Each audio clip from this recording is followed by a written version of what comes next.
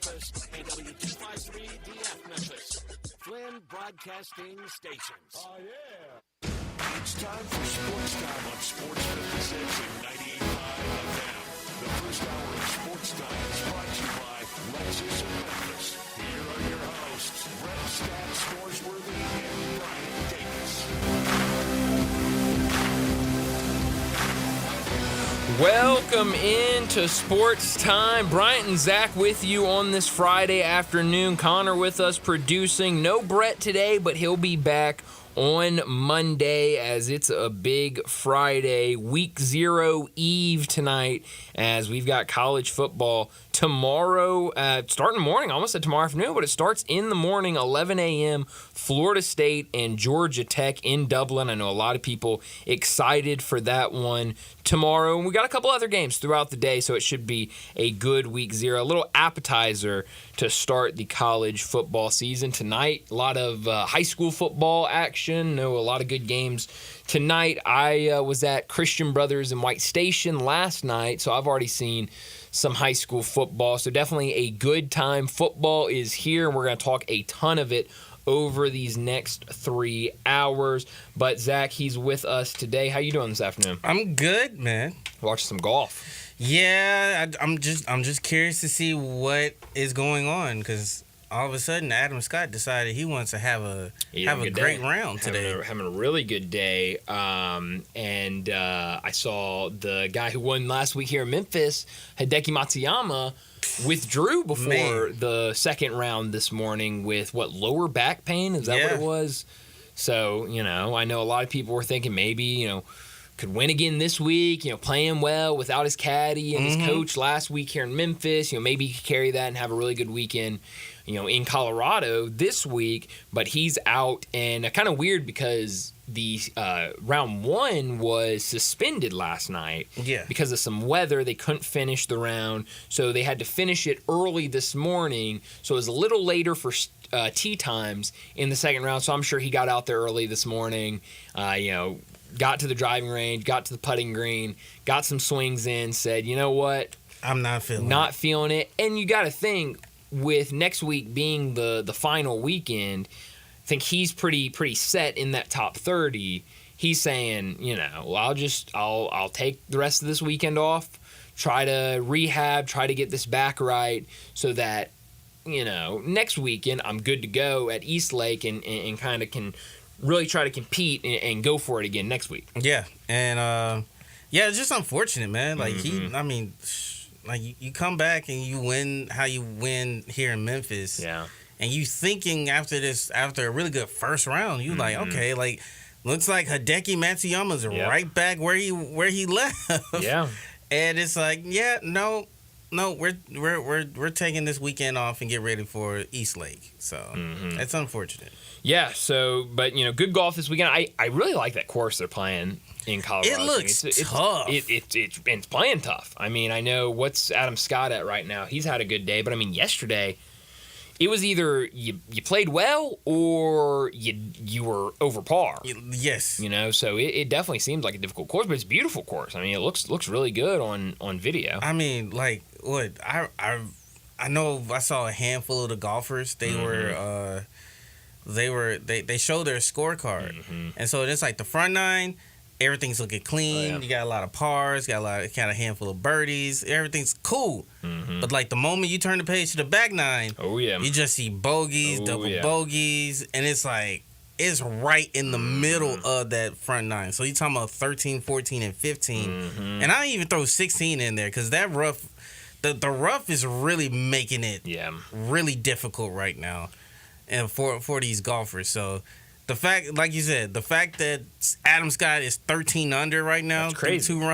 through two rounds is something. Yeah, I can't explain how impressive that is to me. With, like you said, how tough this has been playing, and just when you're talking about the best of the best, he's starting to kind of run away with it, which is definitely interesting to see on a Friday. But that'll be fun over the weekend, kind of keep an eye on that. But it's definitely going to be all college football as, week 0, it's here. We've got some interesting games tomorrow. One game that really everybody's talking about, that's the Florida State-Georgia Tech game in Dublin. Yeah. That will start our day at 11 o'clock tomorrow morning, our time. And then, the day's off. The rest of the FBS games, we've got, a 3 o'clock game with New Mexico hosting Montana State.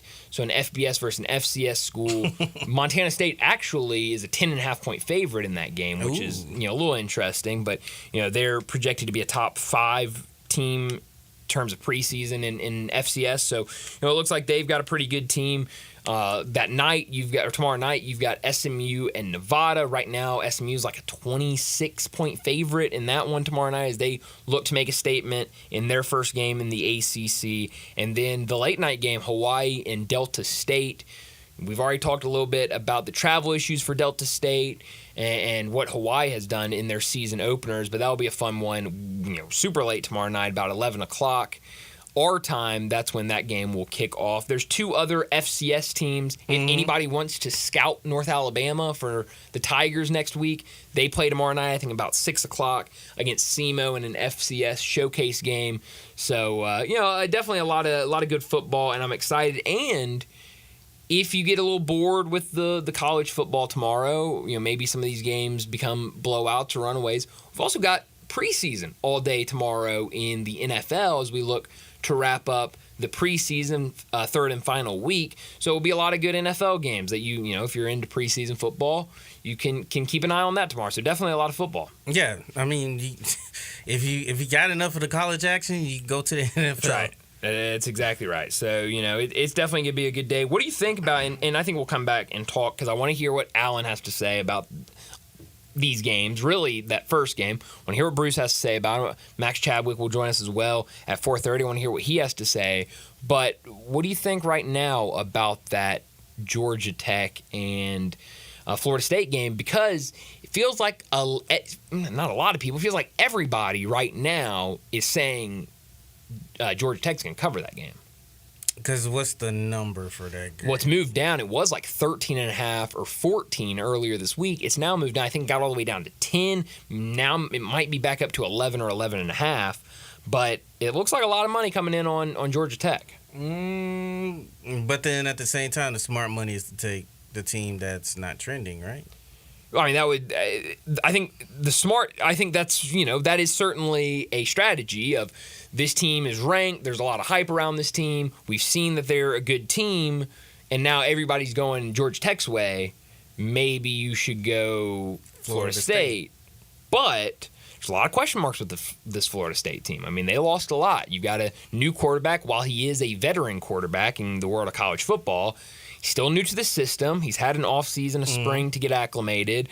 But you're replacing, think about all the talent we talked about with that Florida State team last year. They're all in the NFL now or graduated. And so, it's going to be a lot of new and, how much does that mesh? Do they, are they able to get out quick and have a fast start, or is it, going to take some time? If it takes some time, we've seen this Georgia Tech team that's returning a lot of starters. Haynes King comes back at quarterback. He had a good year last year for the Yellow Jackets. They, very clearly took steps in the right direction under Brent Key last year. Maybe they keep that rolling, and with that continuity, they get out there and keep it close against Florida State. Yeah, it's not out of the realm of possibility. Because again, I view week 1 and week 0, or at least the first couple of weeks in college football, as upset specials. At some point, yeah, you're going to get in the film, you're going to break down your mistakes and everything. Sure. But at the end of the day, you're still having to go out there and play a game. And having to execute. Right. And on any given weekend, you can fall. Mm-hmm. We saw it. We practically saw it all last year, where it felt like every team in the top 25 was just losing, especially high in the top 10. They were just losing games left and right last year. So, I wouldn't be surprised. Again, this is I guess you classify this as a neutral field. I don't know what the purpose. Absolutely neutral field. I don't know what the purpose for Florida State or Georgia Tech wanting to play in Dublin, but hey, they got the money to do it. by my guess, go ahead and do it. Yeah. I mean, and that's another thing. You're playing in Dublin. I mean, how much does that affect these teams? Here's another nugget for you, and I'll bring this up with Bruce and Allen maybe, and maybe at 5:30 if we start talking more about these games, we can talk about it more.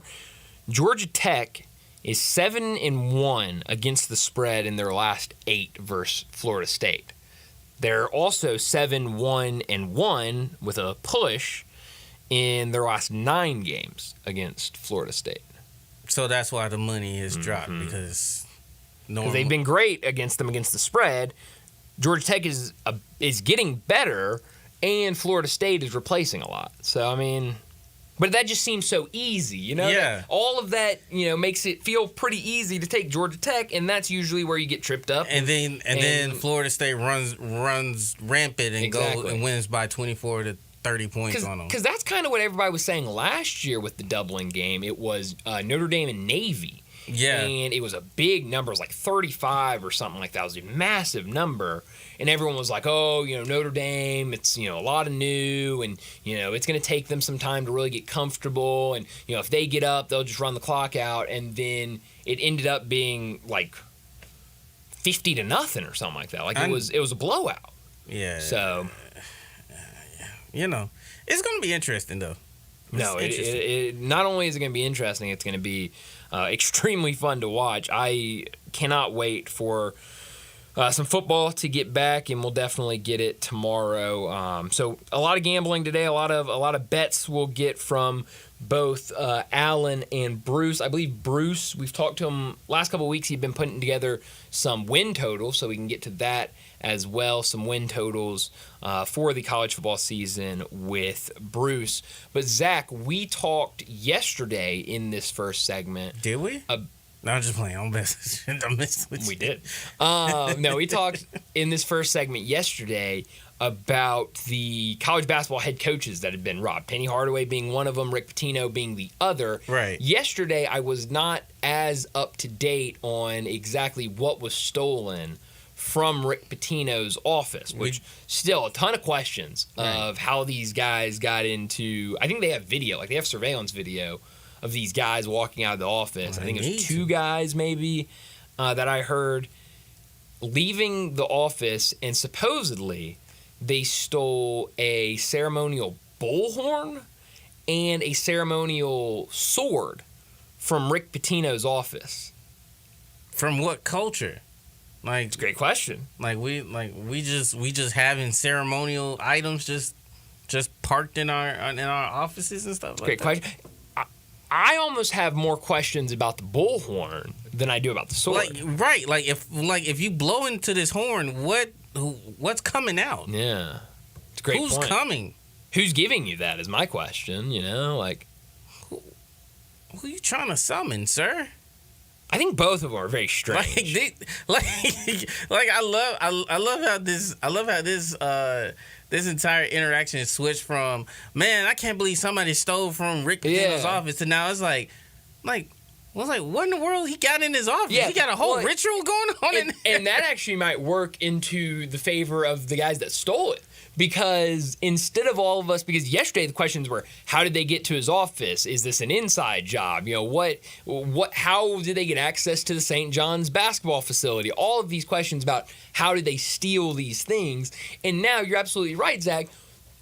Everyone was looking this way, and now everyone's looking back this other way and saying, wait a minute, Rick Pitino, who gave you a sword? Where'd you get a bullhorn from? Like, what is going on? Who are you trying to contact, sir? I love it, though. I mean, when I think about Rick Pitino, I think a sword. I thought you were going to say conspiracy, but I was like, okay. Well, that too. And there has been conspiracy around him and his programs in the past, but which is why that bullhorn. It's not here or there. Well, maybe that's who he's summoning, Zach. I don't know. You know what happened? Somebody from St. John that's close enough to Rick Pitino, right. They heard that he had a bullhorn in his office, and they said, like ever since they lost the championship in 2013, that bullhorn has been the bane of our existence. And so that's what they tried. They try to get rid of the bullhorn. Maybe that's what it was. Maybe this was a bullhorn that he uses at practice, and a player was like, "I'm sick and tired of that bullhorn during practice." We need to get in contact with one of the former players now. I gotta steal that from him because I'm having nightmares now. And I hear that bullhorn in my sleep.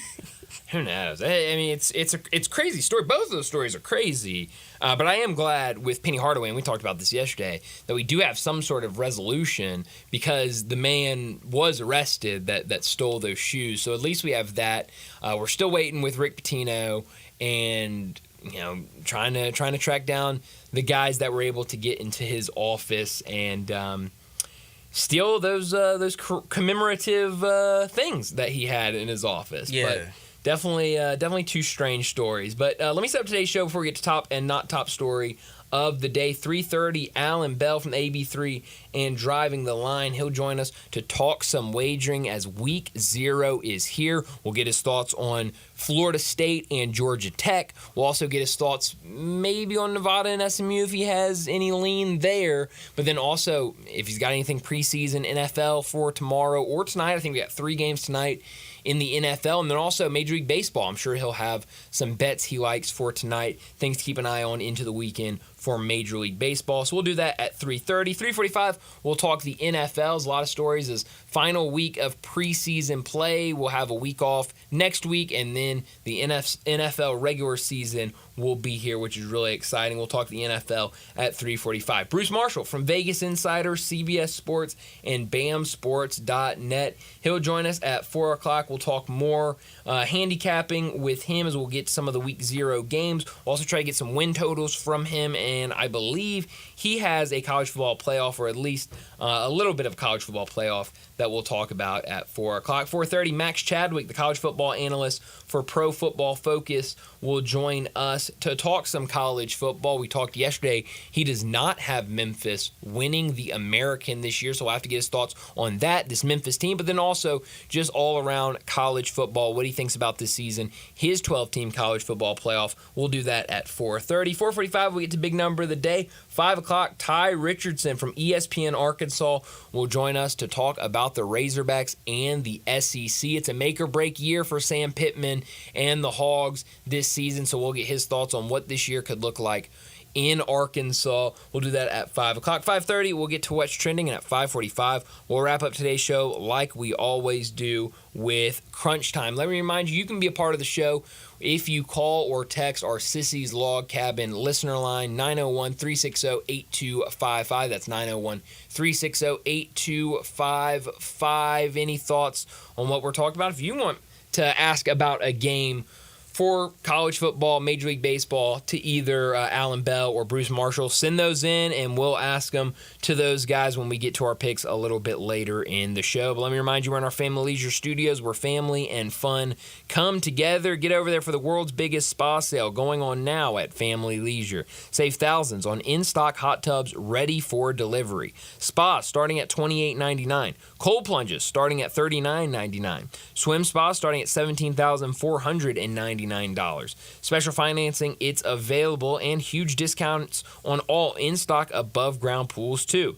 All patio furniture, it's priced to move. So head over to Family Leisure, 2120 Whitten Road, just north of I-40. Let's go ahead and get to top story of the day. Top story of the day. Well, my top story of the day has got to be Week 0 in college football. It gets kicked off in Dublin tomorrow morning at 11 a.m. I was watching Pat McAfee earlier today. He did his show from Dublin in a bar, a pub, I guess they call it over there across the pond. He had Nick Saban on with him. They were talking ball, so definitely a lot of excitement about being back in Dublin. They were there last year. They'll be back tomorrow. We'll have College Game Day from Dublin tomorrow morning, so it'll definitely be a good scene to get us started at 11 o'clock. I already mentioned the 4 games involving FBS teams that we have on deck tomorrow, but I think a lot of people here locally and a lot of people nationally will be watching that Florida State and Georgia Tech game. But for people locally here, it will be an attempt to scout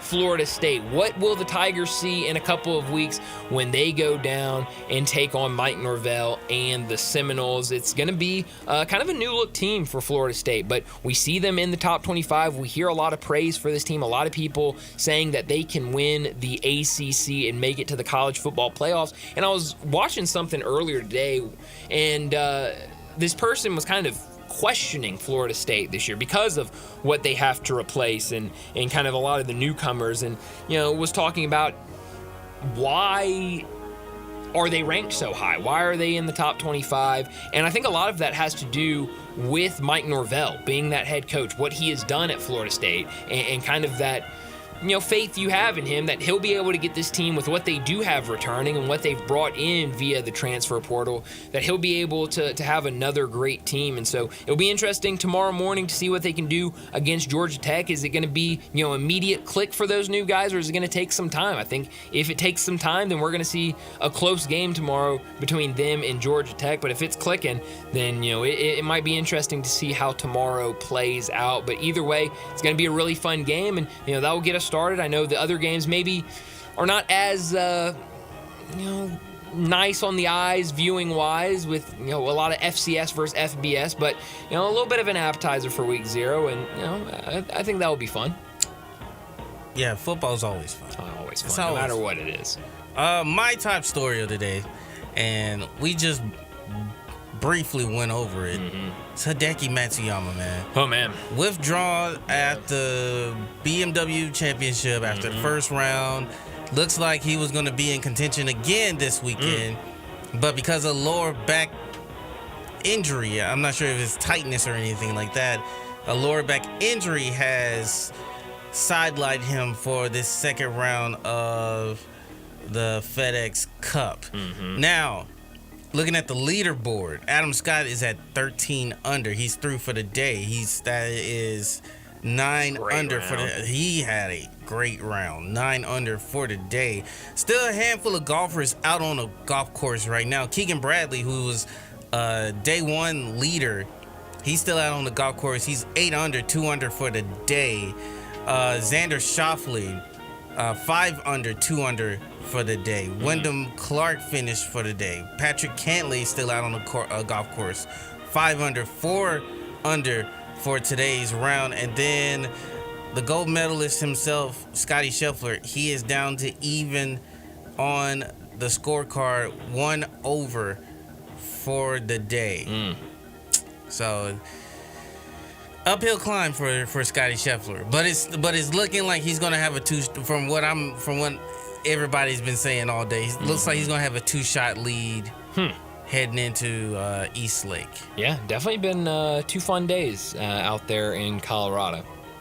Not top story of the day. Well, my not top story of the day was a comment made yesterday by Noah Lyles. He said he would race Tyreek Hill. A couple weeks ago, Tyreek Hill said that he thought he could beat Noah Lyles in a race, and now Noah Lyles was asked about a lot of things. He talked about the Team USA men's basketball team. Obviously, there's a little bit of a feud between him and the basketball community after his comments. What was it, last year, a couple years ago, when he questioned the world champions being called for the champion of the NBA, and kind of said, you're not the champions of the world. In track, we're racing against guys from all over the world. That's a world champion. And a lot of NBA guys took offense to that, and it was kind of one of the smaller stories throughout the Olympics with what Noah Lyles was doing on the track and what the basketball team was doing on the court. He didn't really step back on those comments, but just said he was proud of them for winning gold. He knew they would win gold because they're just how talented they are. But he did say he would race Tyreek Hill. So, Zach, I ask you this. Noah Lyles versus Tyreek Hill, who you got? The Cheetah. Yeah. I mean, from what I saw in the Olympics, Noah Lyles gets off to a slow start. Ooh, okay. See, I thought you were going to easily say Noah Lyles because he's the track athlete. He is. But you also got to remember that these football players are still track athletes. They just They just have pads on. Yeah. So Well, what's the kid from South Carolina, Nick Harbor, who is, could have been in the Olympics. Right. Maybe if he could have qualified if he wanted to, There's but he a lot skipped of- qualifications to go to South Carolina. like Marquise Goodwin qualified for the Olympics. right. This is not something that is just mutually exclusive to track. Yeah. And so with that being said, if you give Tyreek Hill a few weeks to train, I think he'll beat Noah Lyles. Wow. I like it. That's just how I feel. I didn't think you were gonna say that. I thought you were gonna say Noah Lyles. I'll be honest. No. Huh. I think Tyreek Hill can take him. Okay. Yeah, sure his height might be a deterrent Sure. or whatever, but I think Tyreek Hill can take him. I think we need to do it. Do it for charity or something like that, and let's settle this debate. I would love to see that. My not top story today. Again, I've been positive all week. You've been very positive. I'm very positive all week. But I don't like when people taking shots at another player, or person because of a simple miscommunication or just they forgot. Okay. This Staten Island head coach, Brian, I don't know what's up with him. Oh. I don't know what's up with him, man. Yeah, we haven't talked about that this week. Like- I've wanted to talk about it all week, and I just kind of keep forgetting about it. Like, sir, you got professional athletes in front of your kids. I get it. The one athlete that you want your kids to talk to is the star of the New York Yankees. Yeah. I get it. But do you realize how many kids are at the Little League World Series this tournament is at? Just imagine, Brian, you're the big star, right? Clearly you are. Clearly you are. Far You just from it. like as soon as you step out of this building, it's like swarms of people. They come flocking. TMZ style. Exactly. TMZ style. Just imagine you leaving and you're going to see a high school or middle school group of kids that know exactly who you are. And they all come running to you. Sure. What's your initial reaction? I'll probably, take a step back, Hold on. try to address the situation. But then, you're right, because if there are a lot of kids, it's probably very hard to know who is with which team is from where, all that stuff. But I gotta say this, I'm with the Staten Island coach. No. I am. No. I am. No. Also, think about what a tough guy probably that Staten Island coach is. You're talking about, you want to mess with a Staten Island Little League head coach? No, thank you. I'll pass. And you going after 6'6", That's another 230 thing. and Aaron Judge? Just calling out Aaron Judge like that. You gotta be. Come on. You gotta have a set on you for that. That's. Come on now. People can't sit here and talk about these athletes like they're just regular people, man. They're not regular people. They move differently.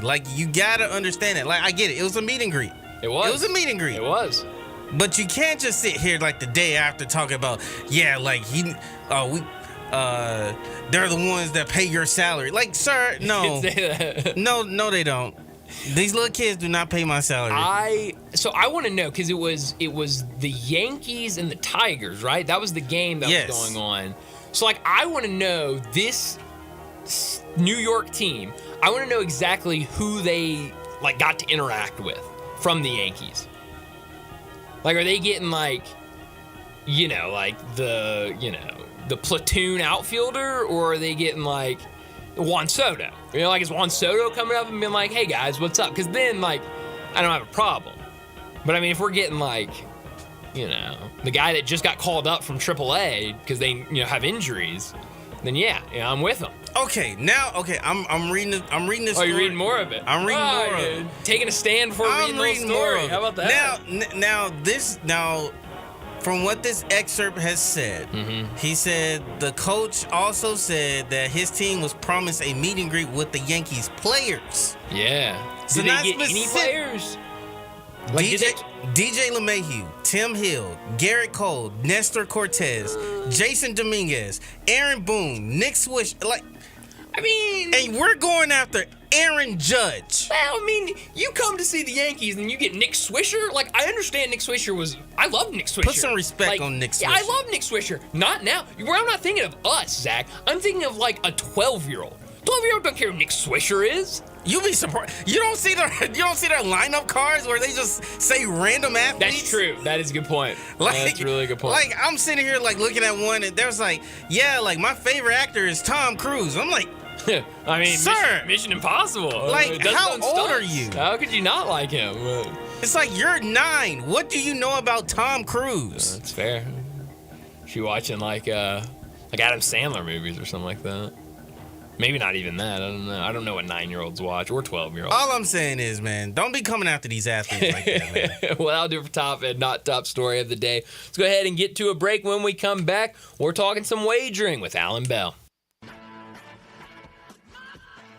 Start your day with Sports 56 Mornings with Greg Gaston and Eli Savoy. Weekday mornings from 7 to 10, right here on Sports 56 and 98.5 FM.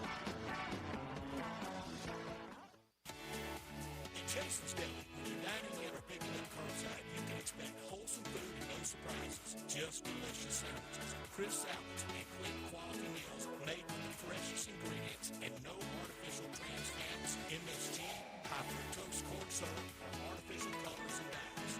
Around here, a lot of thought goes into what we put in our food and what we take out of it. Because you're not just taking a bite, you're getting a taste of who we are. New items are constantly being created to expand our menu for all tastes and special diets, vegan and gluten-free options available, convenience, and on-time delivery you can count on. It's just a click away at jasonsdeli.com. So whether you need to feed 5 people or 5,000, the team at Jason's Deli, they have the credentials and the commitment to keep you satisfied. Freshness is nearby at Jason's Deli locations at Ridgeway in the Park Place Center, Poplar Highland, Germantown Road in Cordova, and on Goodman Road in Highland Branch. Jason's Deli is wholesome food and no surprises. Are you ready to make this the summer event rock and Ronnie? Because the place to buy is Gossett Chrysler Dodge Jeep Ram Fiat on the Pike. I'm ready, Randy. Check this out. A 2024 Jeep Compass Sport 4-wheel drive, $2,790 or $398 a month. 2024 Jeep Compass Sport 4x4, $2,790 or $398 a month. Or take your pick, a 2023 Dodge Challenger RT or a 2024 Ram 1500 Quad Cab Tracer 2-wheel drive, $38,990 or $579 a month. Rock and Ronnie says drive past the rest and come to the Nasdaq. Gossett Chrysler Jeep Dodge Ram Fiat on the Pike. Or shop us anytime online at GossettMotorCars.net.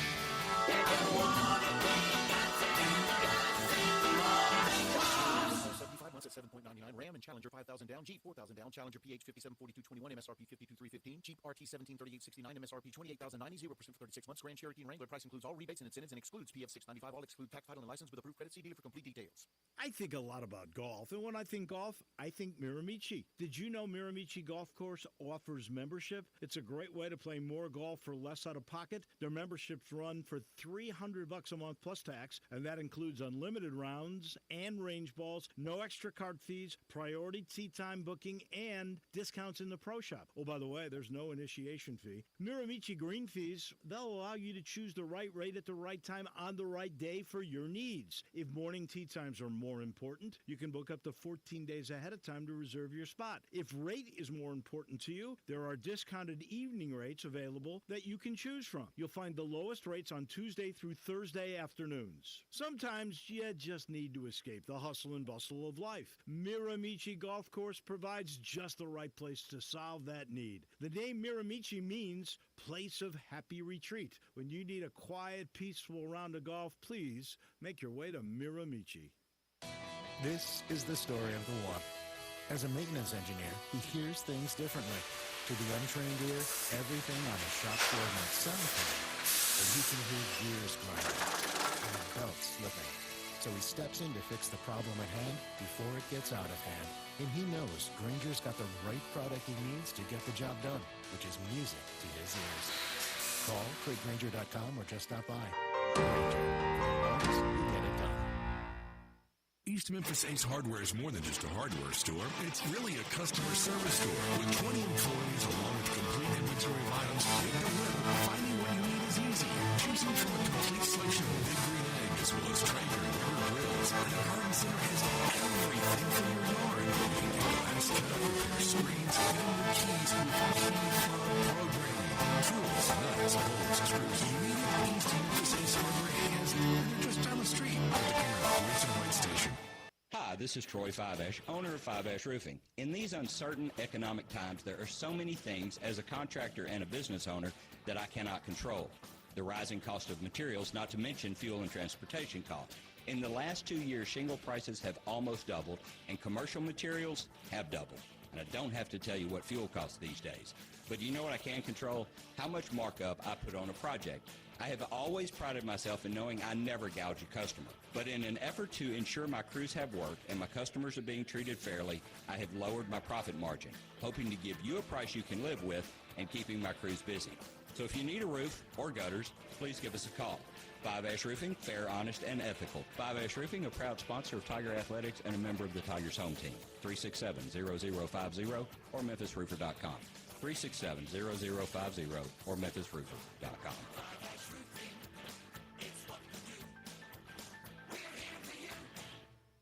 Ole Miss Rebel Yell is back. The Rebel Yell Hotline Radio Show is back on WHBQ Sports 56 and 98.5 FM. Every Monday night at 6, hear the latest news on your Ole Miss Rebels with Yancey Porter with 24/7 Sports, former Ole Miss defensive tackle Mike Fitzsimmons, Gordon Ford covering SEC Sports Call, and former Ole Miss baseball announcer Gary Darby. From kickoff to free throw to extra innings, your Ole Miss Sports on the Rebel Yell Hotline Show right here Monday night at 6 on Sports 56, 560 AM and 98.5 FM. Your Mid-South Sports Station.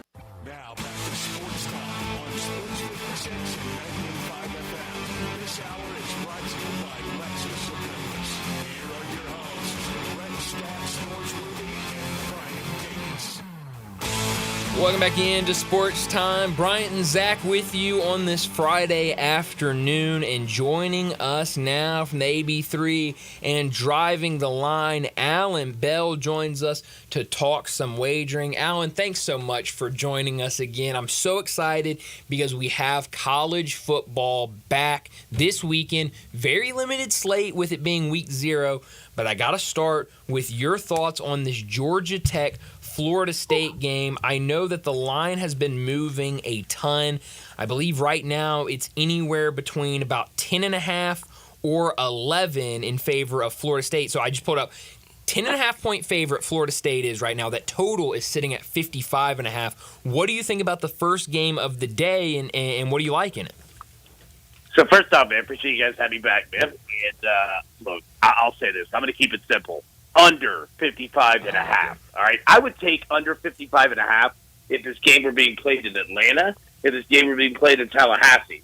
You're moving it to another country? Yeah.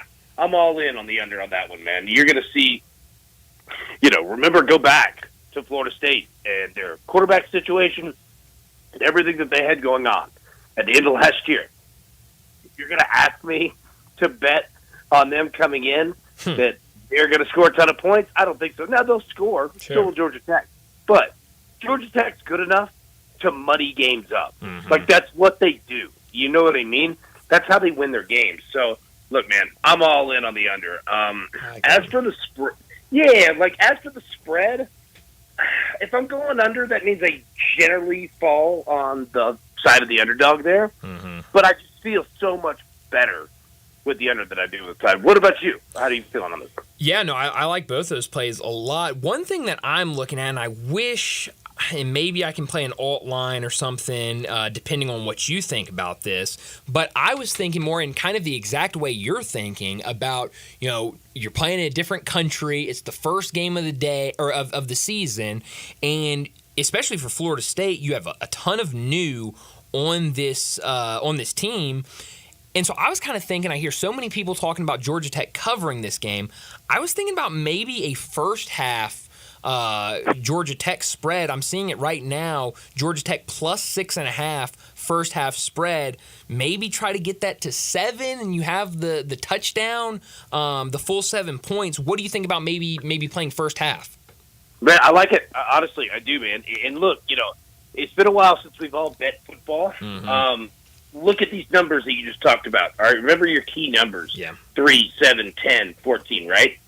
Well, look at it first off, like you said, 6.5. Mm-hmm. All right, number 2, well, with totals, 8 times 7 is 56. There's a reason why this total is 55.5. All right, so if you see it go to 7, if you see it go to 56, yeah, man, definitely helping the underdog, definitely helping the under. Yeah, so pay attention to that. We still got a little time, but no, I like your play on that. I could see this being. I think the first quarter, the total is 10.5. Like that's dangerous because all it takes is a busted play, right? Like, and defenses they can give that up. So, first quarter scares me, but first half, I think it's a smart play by you. Yeah, I like that one.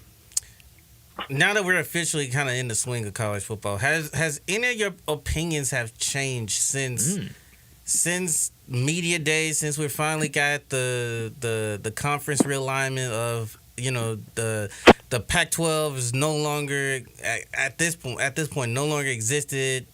Whether the ACC is going to do, has anything changed from your opinion from that point to now? Nothing's changed. It's more solidified the fact that I really like teams that are returning a quarterback, returning the coaching staff, and their schedule hasn't been just completely changed, right, in regards to realignment. Yeah. So who does that go against? USC.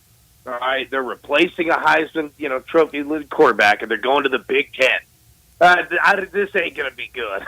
Like their schedule. Go look at USC's schedule. It's arguably the most difficult schedule in the country. I think they go like to Michigan, to Penn State. Like just keep going down the list. Right? It's brutal, and they play LSU, I believe, at the beginning of the year. Like it's insanely brutal, and it's all completely new, and you're doing it with a brand new quarterback.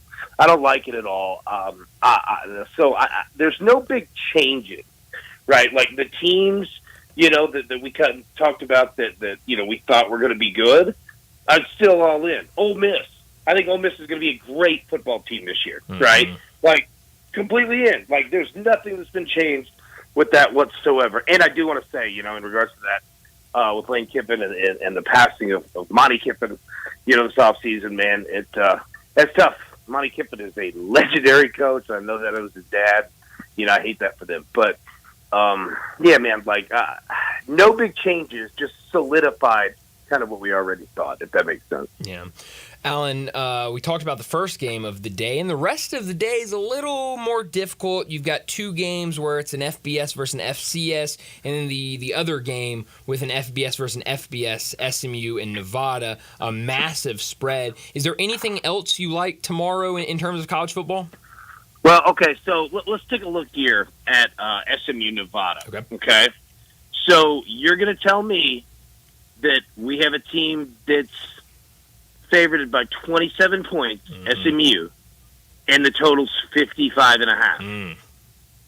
So the team has to win by 4 touchdowns, and the total is going to come in under 8, right? Like, something's got to give here, okay? So I don't know what to do with it yet, but, like, that's what I'm looking at is, like, okay, that is an extremely tight window. You know what I mean? Like if you're looking at it, like for a team to 4 touchdowns, and then what comes to my mind is Nevada even going to score?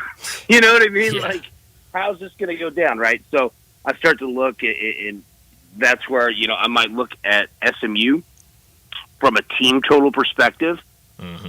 Instead of, trying to ride 27, 28 points. I like that. I mean, it's just, you know what I mean? So it's like, okay, well, let's look at that. Also, you can look at it like a race, to X amount of points. You know what I mean? So, that's all I've got right now, because you're right. It's a little difficult once we get past the game in Ireland. Let me just float this out to you. And Shoot it. I've already bet this, so there's no going back now. But earlier this week, I saw this tweet, and I sent it to my buddy. Hawaii is 12-2 against the spread since I believe 2012 is what the tweet says. So that's in season openers. They're 12-2 against the spread in season opener since 2010. So I had seen that. I sent it to my buddy. Then he sent me the next day Delaware State missing their 10.5-hour flight to Honolulu. So you've got one team that's been great against the spread. You've got another team, an FCS team, that's now having to play up a level in competition across the country from where they're usually at, and they missed their flight, so they're a little off track in terms of how they wanted their schedule for the week. I was able to get this game at, I believe, 38.5 for Hawaii. It's now moved to 40.5.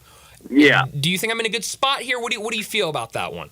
Well, I like the 38.5, as opposed to getting 40 or 40.5, where it's going to move, right? So, here's another one. Okay, so right now, like you said, Hawaii is a 40-point favorite. The total, 55.5, right? It's crazy. Is Delaware State, are they even going to score? Mm-hmm. Right? So you can look at bets how many total touchdowns are in this game? All right, so if you've got Hawaii winning by 41 points, okay, you could bet that the total touchdowns in the game, it's either over 7 or under 7. All right? Well, yeah, I mean, 6 times 7 is 42. You're getting tight there. So it's okay, well, instead of taking the 40, which, again, I don't mind, if that's, your mindset and you can't get the 38.5, I like the way you got it. Yeah. Bet the over touchdowns. You know what I'm saying? Because there you've got Hawaii, completely covered on every touchdown they're going to score. And then if Delaware State gets 1, 2, you're sitting pretty. That's really where you can take that bet, and you can say, okay, let me take away a little bit of risk, and hopefully Delaware State can sneak one in. Because you never know when a 45-yard pass just happens. You know what I mean? There's so many ways that a 40-point favorite can't come in, and this kind of alleviates. So you might want to take both as a little bit of insurance. I like that. Last thing for you, Alan, before we let you go. I know everyone's talking about college football, but is there anything you like tonight in Major League Baseball, or I know we got NFL preseason going on. Is there anything you like in those two sports? Yeah, I'll tell you this, man. I like the 49ers and the Raiders over. I think it might have moved now to 33. It was 32 this morning, and I started going to 32.5, so it's going to kind of depend on your book there. But, look, man, understand this. You have players that this is it. Yeah. This is it, right? They're going to give you everything they have, and coaches will give them that opportunity, right? So where we've seen in the first 2 weeks of second half of games, the game just dies. There's no scoring. Not now. These guys are going for all out, especially at the quarterback position, right? You're going to see a guy like Joshua Dobbs tonight fighting to make as a second team QB, third team QB, right? So I like the over there, man. And I like the Nationals and the Braves. I like the over 7.5. Look, Chris Sale's on the mound for Atlanta, so you're going to need Atlanta to do a lot. You're going to need the Braves to do a lot of the heavy lifting here. But I think that they could do it, man. I think that they rough up Mackenzie Gore tonight. I like it. Alan, as always, thanks so much for joining us, and we'll talk to you again next Friday. Hey, look forward to it, boys. Y'all be good, man. Have a great weekend, okay? Thanks, Alan. Right back at you. Alan Bell joining us from the AB3 and driving the line. He joins us every single Friday to talk some wagering. But we need to get to a break, and when we come back, we will talk some NFL. That's next on Sports Time. Be sure to follow us at Sports56 WHBQ on Twitter, Facebook, Instagram, and YouTube to watch live video of our shows. Stay up to date with station events and have chances to win prizes. Don't miss out on anything that's going on. Follow us at Sports56 WHBQ. You or someone you know or care about has dealt with a difficult divorce. When facing divorce, you need the attorneys at Rice Law. Nick and Larry Rice lead the firm with 3 generations and 7 decades of experience. Located in Memphis, serving the entire state of Tennessee and North Mississippi. Rice Law is who you need to call. Simple or difficult divorce, they know how to handle it. Call Rice Law at 901-526-6701, or for more information, visit them at aboutdivorce.com. That's aboutdivorce.com. I'm Gary York. I'm the service director at Lexus of Memphis. Our service department wants to be more than just a place where you get your oil changed. We do glass repair, windshield replacement, recalibration of your camera and sonar systems, even wheel repair, tire replacement, all the things you would expect from a luxury automotive dealer. Please check out our website. You can schedule your appointment, check out our specials, hours of operation, or if you'd like to do it in person, please reach out to one of our associates at 901-271-5199. Hungry for that delicious smash burger flavor? Dyer's Cafe is the original smash burger since 1912 and still smashing burgers in Collier's historic town square. Come out for their lunch specials Monday through Friday, 11 to 2. Ask about their world-famous split dog and authentic Chicago or New York dog. Try the leaner side of Dyer's with a grilled chicken sandwich or freshly made salad. Also serving Lakes, Delta-raised catfish, Pasquale's tamales, and a customer favorite, hand-breaded onion rings. Dyer's, serving world-famous burgers, dogs, and shakes in Collier's historic town square. A lot of ladies here in Memphis are wearing beautiful diamond rings. Have you noticed? And a lot of gentlemen are wearing nice Rolex watches now. It's all thanks to Genesis Diamonds. Hey, it's Eric Hasseltine at Genesis Diamonds has made fine jewelry more affordable than ever. This is Tennessee's direct diamond import. No middleman pricing on the finest GIA certified diamonds. All shapes, all sizes, all in prices you never thought possible. And Genesis is the only jeweler that carries the top bridal designers in America. So you can find the perfect setting to showcase that diamond and have a truly one-of-a-kind ring. And something that I love, their incredible collection of luxury premium Rolex watches. These are all in pristine condition and priced right. Thanks to Genesis, you can get that Rolex you've dreamed about. All this with no commission salespeople, no pricing games, no pressure, no nonsense. Genesis Diamonds is the official jeweler of the Tennessee Titans and Popular Improvements Extended or online at genesisdiamonds.com. Guess what, people? Wendy's has new saucy nugs. You heard me. Wendy's nugs now come in 7 saucy flavors. Buffalo, honey barbecue, garlic parm, spicy ghost pepper. You can literally hear your taste buds after every bite.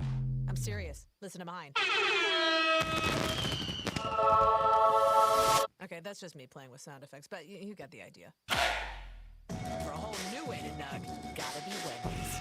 Participating U.S. Wendy's. Are you looking to save on gas? Well, we got it covered at Gossett Kia on the Pike with 41 in BG Highway and your new 2024 Kia Forte LXS. $199 a month, $37.99 to its signing. Or how about a 2024 Kia EV9 Lite with 0% APR available for 48 months? Or get 304 EPA estimated range for $389 a month, $49.99 to its signing. All 24-month lease. Plus, you always get peace of mind with Kia's 10-year, 100,000-mile powertrain limited warranty. Call Bobby J. He's ready to put you in your new Kia today. That's Gossett Kia 1900 Covington Pike or online 24/7, 365 at KiaCovingtonPike.com. If you want it, we got it at Gossett Motor Cars. Acquisition fee $20,000 per year, 20 cents excess mileage. Forte RE 794-066, MSRP 21,820, EV9 R60 29,603, MSRP 61,035. Lease terms include all rebates and incentives, and PF 695 includes tax, title, license, registration, and fees. Must finance through Hyundai with approved credit, valid through 8/31/24. Dealer stock only. This hour brought to you every day by Lexus of Memphis at 2600 Ridgeway and online at lexusofmemphis.com. Call them at 901-334-9673. Great offers on all 2024 models and always special leasing options. Drive in luxury and confidence knowing that every new Lexus comes with complimentary first and second maintenance services. Stop by the one and only Lexus dealership in town at 2600 Ridgeway and put yourself in the driver's seat of the all-new 2024 flagship LS500, and you'll be looking and you'll be driving in style. When you purchase a Lexus, you get top-of-the-line engineering and design, and that makes for the luxury driving experience. Online at lexusofmemphis.com. Experience amazing at Lexus of Memphis. Now back to Sports Time on Sports 56 and 98.5 FM. This hour is brought to you by Lexus of Memphis. Here are your hosts, Brett Stack Sportsworthy and Brian Davis.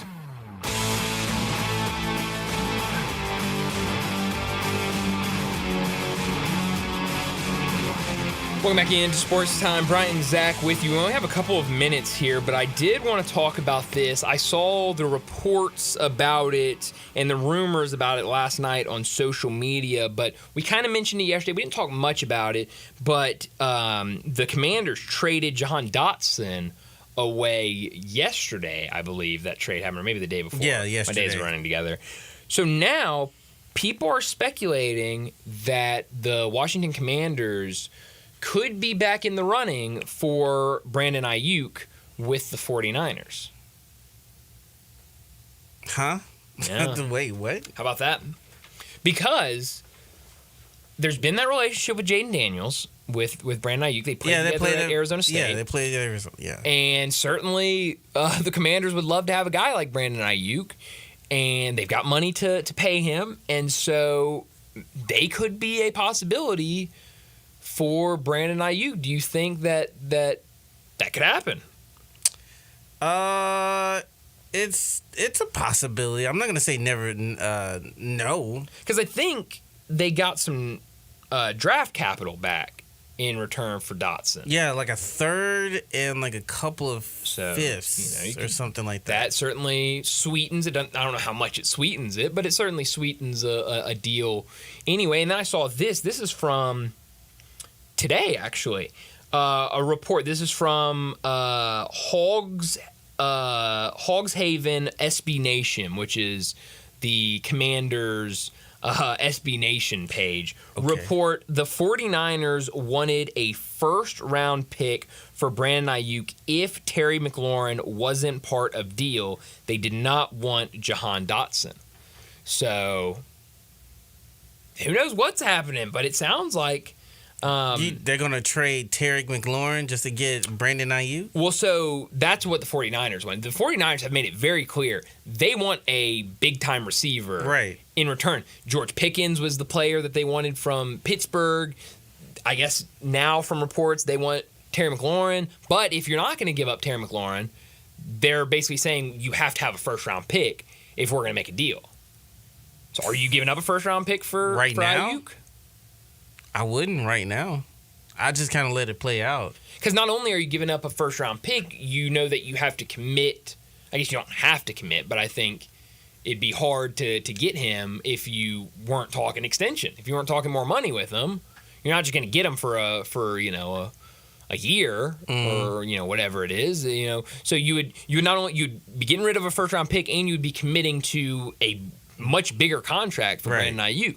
Right, so it's definitely interesting. But you got a young quarterback, so that contract wouldn't be as difficult. Yeah, it'll be easy to swallow, I guess you could say, because your young QB is not making a whole lot. So and I mean, you want your young quarterback to be comfortable, and certainly bringing in a guy that he already has a relationship with would definitely help in making him feel comfortable out there on the field. So it's definitely something to keep an eye on because I don't know, this Brandon Ayuk story has been so weird because you'll hear, okay, this team looks like the team they're going to make a trade with. Then it's, well, no, they're back in renegotiations, and he's going to be a 49er. And now it's, Commanders are back in it. So it's definitely a weird story in the NFL. But we need to wrap up this hour and get to a break. And when we come back, we're going to talk some more wagering, some more college football with Bruce Marshall from Vegas Insider, CBS Sports, and BAMSports.net.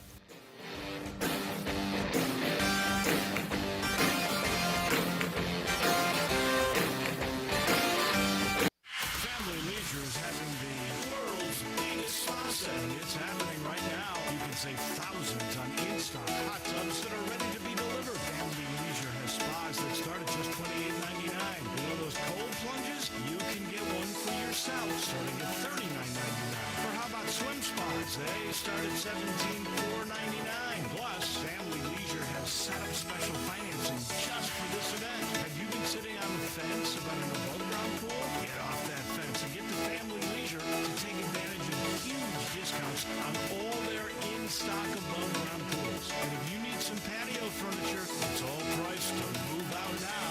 It's not too late to have some summer fun, courtesy of Family Leisure. But you better hurry up. The world's biggest spa sale might go on forever. Family Leisure, with and run at I-40. Family and fun come together. Memphis Public Links has so much going on right now. Audubon is right around the fairway. Wait until you see when this thing is a finished product. Fox Meadows is in great shape. The Links at Pine Hill is now a masterpiece of a place to play, as are really all the other Memphis public golf courses. Galloway is playing like a championship course. They just finished the 75th year of the OPO, and Overton Park is now talked about, and that layout all across the state. And by the way, folks, it's so easy to make a tee time. The hard part is getting your buddies to pick their time. You go online to memphispubliclinks.com, select your course, then grab your tee time. Simple, easy, and incredibly convenient. Also, on the website is a schedule of upcoming events. There you'll find something that will interest you. Again, if you want to book a tee time or find out more about tournaments or other events at any of the great Memphis public golf courses, go online to memphispubliclinks.com. When you think about insurance and you want great value without sacrificing great service, I want you to think one place: the Eflin Insurance and the entire Eflin Insurance team. Matt and his group of professionals will access 10 leading companies to find the right home and auto program that fits your budget and your absolute needs. The Eflin Insurance team, the number 386-GER, 386-4777.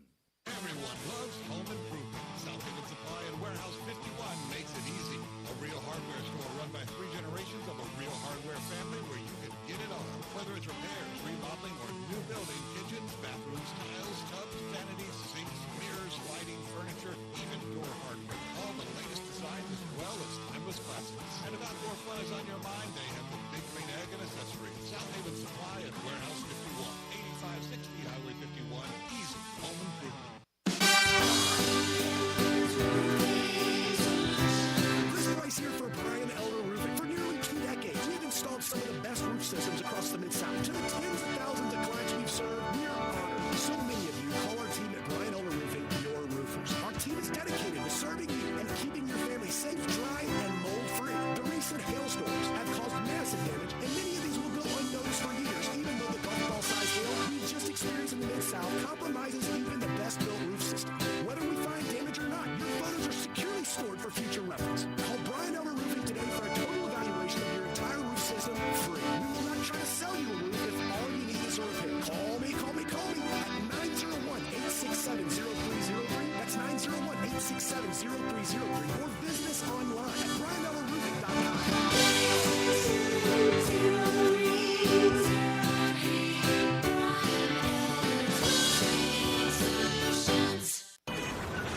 Sports 56 traffic.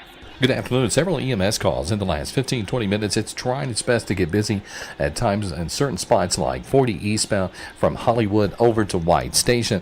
240 East looks pretty decent right now as you come up past Poplar, Walnut Grove. There's been radar on and off today. I-40 as you leave Shelby County headed on out into Fayette County. Weimer's Jewelry 7525 Highway 64 is your full-service family-owned jewelry store right here in the Memphis area. I'm Commander Chuck with your on-time traffic.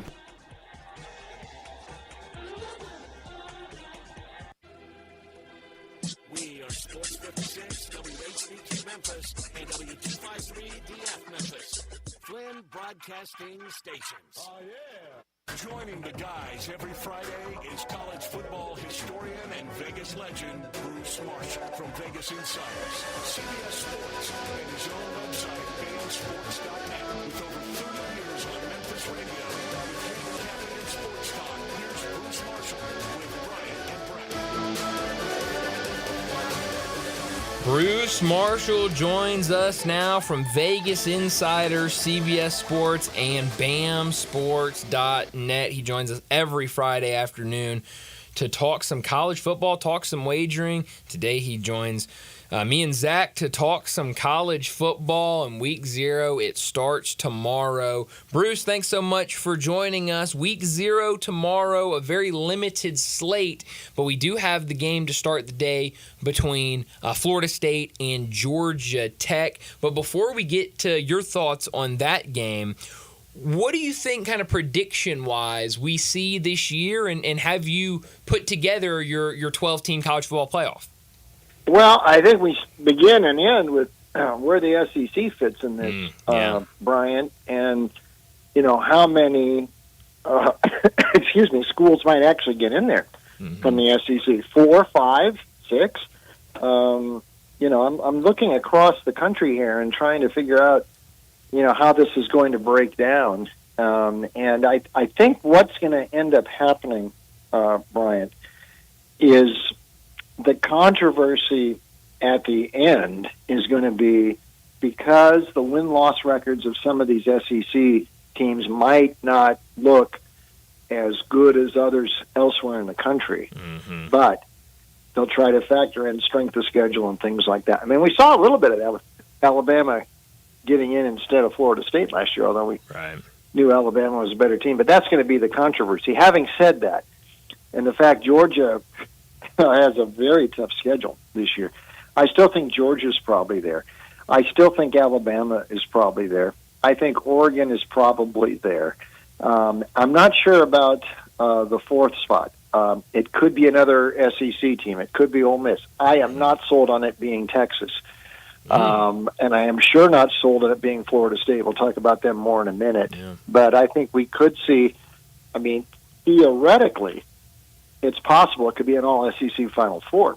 So that's a possibility, though right now I'm thinking probably 3. And I haven't gotten around to the LSUs and Missouris and Tennessees, which think they have a shot too. So it's going to have an SEC flavor, the Final 12 all the way to the Final 4, and maybe even in the title game. But we've seen that before. We could see it again. Yeah, well, you mentioned, we could see maybe as many, if things break really well for the SEC, of 5 or 6 teams from that conference in the college football playoffs. We know Big Ten is sure to get a couple in there. So what does that mean for the Big 12 and the ACC come playoff time? Realistically, how many teams do you think those two conferences get in?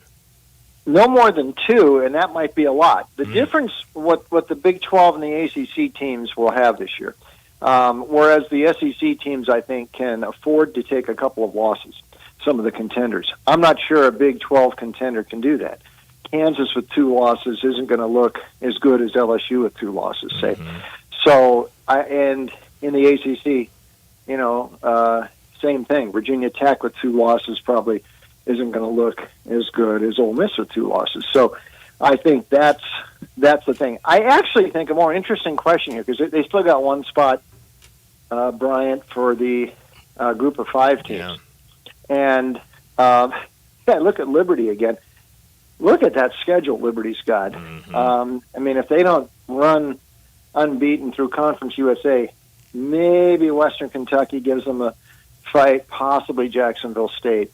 But I think the controversy is also going to be at that last 12th spot. Are they going to lean to Liberty and likely its unbeaten record versus a very soft schedule, or would they take a look at a Mountain West or MAC or Sun Belt contender? So that'll be a controversial thing too come December. Yeah, it absolutely will be. I know a lot of people here locally are hoping that the Memphis Tigers will be there as the group of 5 representative. And I don't think we've asked you, maybe we have, and forgive me if we have, about the Tigers and specifically their win total for this season. I believe right now, last time I checked, it's sitting at 9.5 wins. When you look at this schedule, obviously the big one against Florida State, and we'll talk about that game for Florida State against Georgia Tech in a minute, but they've got Florida State early on their schedule. Then you get to conference play, and the stretch I've been talking about, or I guess not stretch, but the thing I've been talking about a lot is these 3 big road games for the Tigers. They've got to go on the road to UTSA, they've got to go on the road to USF, and then they end the season on the road against Tulane. And you got to think, if they have a good season, they'll see one of those teams in the conference championship. Now, that won't go to win total, but when you look at this Tiger team, you look at that 9.5 win total, what do you think about that for the Tigers? I think probably an over, though it wouldn't be my favorite one. But, the Florida State game is the one. If they can beat Florida State, I think it's a definite over, but we got to make our bet before then. So that's the one I'd be kind of looking at. The other road games, South Florida could be tricky. Memphis should be favored there. Navy's always tricky, but Memphis should be favored in that one. UTSA, listen, they're switching quarterbacks. Frank Harris has been there forever. I could see UTSA dropping a little bit. Tulane is the interesting one. That has been a tough hurdle for Memphis to overcome, but they're switching coaches there and a lot of new. And though I like John Summerall, I think that was a great hire, but it's going to be hard for Tulane to sustain the level they were at with Willie Fritz. So I think it's there for Memphis. The Florida State game is very important. If they can win that one, or even if let's say that's their only loss, and it comes down to Memphis or Liberty, and Liberty's sitting there at 12-13-0. Memphis has that one loss against Florida State. That's the sort of controversy I'm talking about. What are they going to do? Are they going to lean to Liberty again? Would you lean to a side like Memphis? I would hope they would lean to the side from the American. But Memphis has the best shot of any from the American to get in the final 12, I think. Bruce, I know everybody have their typically the favorite teams out of each conference, or that you're saying the SEC could have 5. Can you give me like a handful of teams that are not being talked about that you can say at the end of the day that they could play their way into this? Yep. One would be, let's go to the Big Ten first, because I think there's some room in there for somebody to emerge. And the one I'm looking at is actually Iowa. Iowa won 10 games last year in the regular season. By the way, their win total is only 7.5, so I would look over that. And I know Kirk Ferentz is suspended for the first game against Illinois State, which is one that Iowa should win. But they have changed offensive coordinators. Tim Lester, former head coach at Western Michigan, should be a better fit than Brian Ferentz, who was the coordinator the last couple of years. He came under all that criticism. McNamara, the quarterback, is there. But it's about defense for Iowa. It's one of the best in the country. They return almost everybody. The schedule, they do have to go to Ohio State October 5, but they miss Oregon, they miss Michigan, they miss Penn State. I think that's one of the best overwin totals in the country. And Iowa, if it's sitting there 11-1 or something, that might put them in the Big Ten title game. But they would be one I would take a look at. I mentioned Virginia Tech in passing a moment ago out of the ACC. If kind of a stealth team emerges there, I wouldn't be surprised if it's the Hokies, because they were playing very well down the stretch last year. And I think Brent Pry got that thing turned around. The defense, much, much better. That's their prize specialty is, and that's what they began to look like an old Bud Foster defense last year toward the end. So that was good, but also the switch to Kyron Drones at quarterback. Dual threat came from Baylor. When they made the commitment to him about halfway through last year, that's when Virginia Tech took off. And they got a lot of starters back, 17 starters back from last year. Wow. So those are two I think could possibly crash the playoff 12. And I think Virginia Tech in particular is a very enticing long shot bet to win the ACC, because we'll get to Florida State in a second, I am not sold on the Seminoles being the team to beat there. Okay, interesting. Well, let's get to that game tomorrow morning and talk about these Seminoles. Right now, the game in Dublin tomorrow morning, it will be 11 a.m. Central Time here in Memphis. But right now, Florida State, a 10.5-point favorite over the Yellow Jackets. Right now, the total sits at 55.5. Bruce, what do you like in this game? Georgia Tech, I like them a lot. A couple of reasons. Well, one, let me talk about Florida State for a second.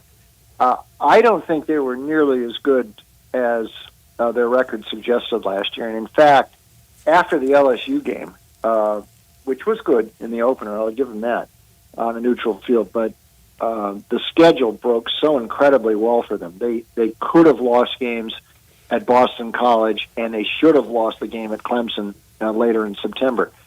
They hit Virginia Tech before the Hokies started to catch fire later in the season. They hit Duke when Duke was still kind of formidable, but Riley Leonard was playing hurt. Nonetheless, he had them ahead deep at the third quarter and knocking on the door to go up by 10 in Tallahassee. He got hurt on that drive, left the game, and he had been hurt. He had been playing at about 50% too because of that ankle injury at the end of the Notre Dame game a few weeks before. Backup Beelan came in, the drive fizzled, and then Florida State scored the next 3 times it had the ball. Leonard doesn't get hurt, Florida State could lose that game. And then, towards the end of the year, they hit Wake Forest and Pitt just right. Then I know Travis got hurt. Louisville was not that good in the ACC title game. I don't care who was out against Georgia in the Orange Bowl. You don't lose a game by 60 points if you have any sort of quality. This team was not that good, and I think they're going to have, much as I like Mike Norvell, I mean, he really did a great job squeezing everything he could out of that team. Absolutely. I don't know about DJ Ugalele at quarterback. Clemson, then Oregon State last year. He's never quite lived up to expectations. His downfield passing is not that accurate, and they were good last year with Travis, who barely made any mistakes. Let's see if DJ can do that. But it's also Georgia Tech, which turned around completely once Brent Key took over for Jeff Collins after about a month of 2022. Almost immediately, you saw a change in Georgia Tech. 9-3 as a dog for Key. And also Haynes King is back at quarterback, former Texas A&M. He gave them a lot last year. He's accounted for 35 TDs. Dual threat, ran for over 800 yards, passed for close to 3,000. Threw a few too many picks last year, and defensively they weren't all that super. But I think Georgia Tech has a shot to win this game tomorrow. It's in Ireland. It's in Dublin. I'll take the points with the Yellow Jackets tomorrow. I like it. Now, and you know, we briefly kind of talked about this. I forgot his name that quick, Brian. I forgot his name that quick. Our previous guest, Alan. Yeah. And he mentioned to us that quarterback play is going to be pivotal for a lot of these teams. Yeah. Do you feel like the transfer portal kind of level out the playing field as far as you can have a lot of good teams with pretty good, decent quarterback play that can like change a game or two or change a fortune of a team in a sense? It can, Zach, and for sure. I mean, let's just look at the last two Heisman winners. Jaden Daniels came to LSU from Arizona State, and and he didn't show that sort of form at Arizona State. Look what he did, win the Heisman. Caleb Williams came with the Lincoln Riley from Oklahoma to SC, wins the Heisman his first year there. SC ain't as good the last couple of years without him, without Caleb. Bo Nix, who I still maintain had a lot to do with Gus Malzahn getting fired at Auburn, though I think now it was more Malzahn's fault for not using him correctly, because look how well he played when he got to Oregon. So the potential is there to turn things around immediately. That now you can sort of get to Florida State like that. Now is they're asking Ugalele to come in here and make a big difference right off the bat, and elsewhere in the state, in the ACC, Miami is asking Cam Ward from Washington State to come in there and make an immediate difference. It can, but it doesn't always work as well as it did with Bo Nix or Jaden Daniels or Caleb Williams. So there's some risk involved too, but it definitely could help if you get the right guy. Talking to Bruce Marshall from Vegas Insider, CBS Sports, and BAMSports.net. So we talked about Florida State and Georgia Tech. The rest of the slate, a little different. We've got two games with an FCS versus an FBS, and then we've got the lone other FBS versus FBS, SMU and Nevada, a massive spread, SMU minus 26.5. Do you like anything else on the slate tomorrow afternoon in college basketball or college football? Well, one of those, you got Montana State, which is one of the better FCS teams. Yeah. He's laying almost 2 touchdowns at New Mexico. Crazy. Now, that is, I believe, the largest spread an FCS team has ever been favored over an FBS team since we started tracking this stuff. And it's the first game for Bronco Mendenhall as New Mexico's coach. But it just seems like I have such respect for Mendenhall, but you talk about the portal. I mean, he's got practically a new team there. But I think Mendenhall might be able to hang in there. The Nevada game is, normally I might not look at a game like that, but we don't have much to choose from. Might be too many points for SMU. I mean, Nevada changed coaches. Jeff Choate comes in off of the Texas staff. They can't be much worse than they were last year. But they do have a couple of the weapons back. Brendan Lewis, the quarterback, had been at Colorado pre-Dion. Was in the saddle for the Wolfpack last year. Some of the transfer running backs, a couple of them have been there. Dollars was from Oregon, played pretty well. But this is just a lot of points for SMU to be laying out in the road. And I know Preston Stone is really good at quarterback, but you got to go and win this game at least 4 touchdowns on the road. Yeah. I don't know if I would do that. So I might lean a little bit to Nevada there. The other one, Delaware State, if they catch a flight, if they make their flight to Hawaii, plus 40, I'd probably stay away from that. Georgia Tech's the best play I see tomorrow, though.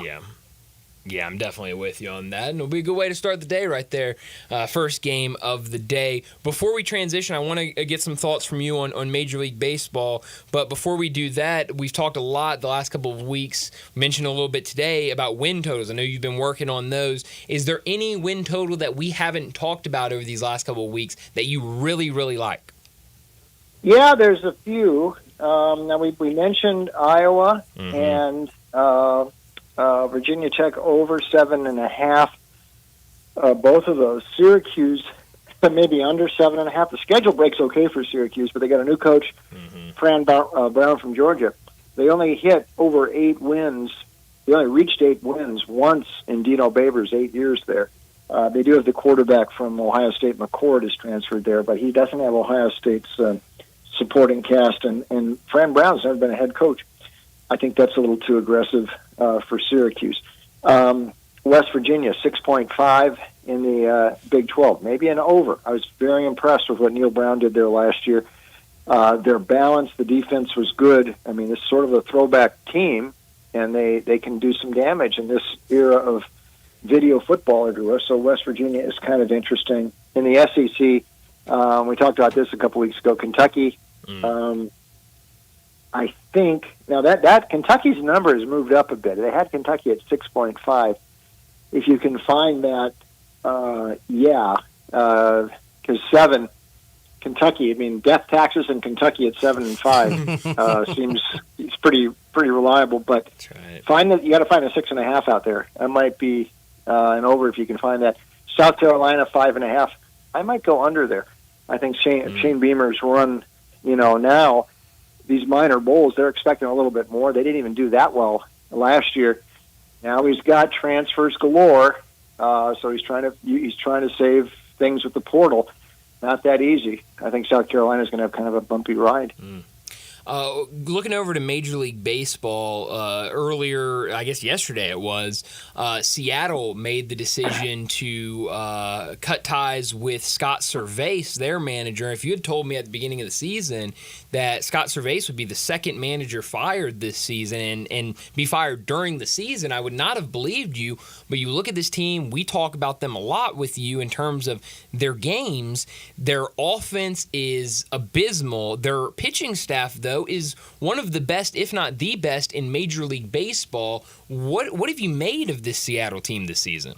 Well, yeah, I mean, everything you say. I mean, they got great pitching. They can't hit. Yeah. Some of that was some moves they made. I blame the front office. It's usually for some of that. But they sort of had to make a change now after this road trip. 1-8, offense stumbling. They got swept by the Tigers, swept by the Dodgers, lost 2 or 3 in Pittsburgh.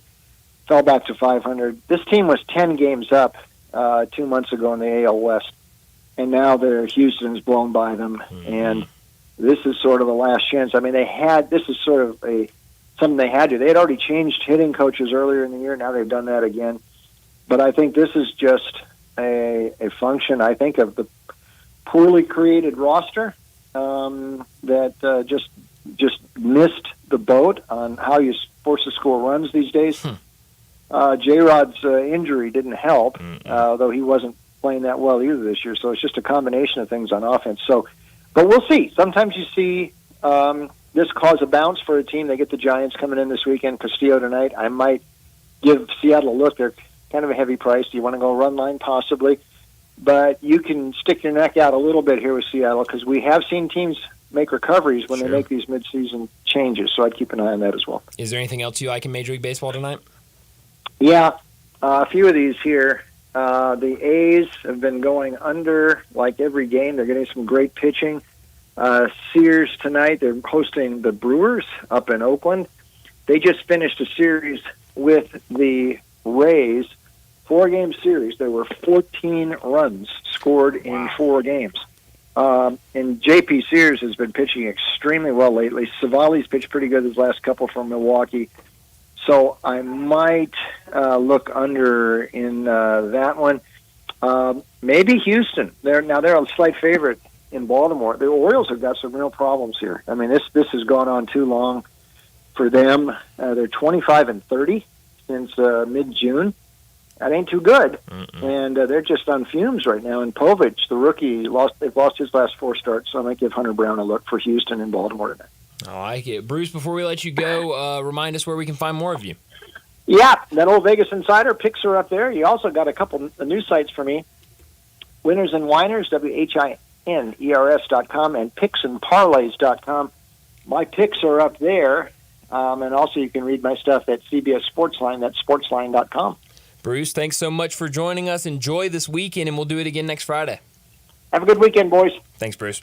Bruce Marshall joining us from Vegas Insider, CBS Sports, and BAMSports.net, and the new website he's working with, Winners and Winers. So make sure you go and check out his plays. And starting next week, when we have the full Week 1 slate, he's going to have a ton of picks out there for college football. But we need to go ahead and get to another break, because when we come back, we're talking more college football. Max Chadwick, the college football analyst for Pro Football Focus, he's going to join us. We're going to talk more preseason, get his 12-team college football playoff, what he thinks about the Memphis Tigers, and what he thinks about this game tomorrow between Florida State and Georgia Tech. We'll do all of that next on Sports Time. We are real sports talk.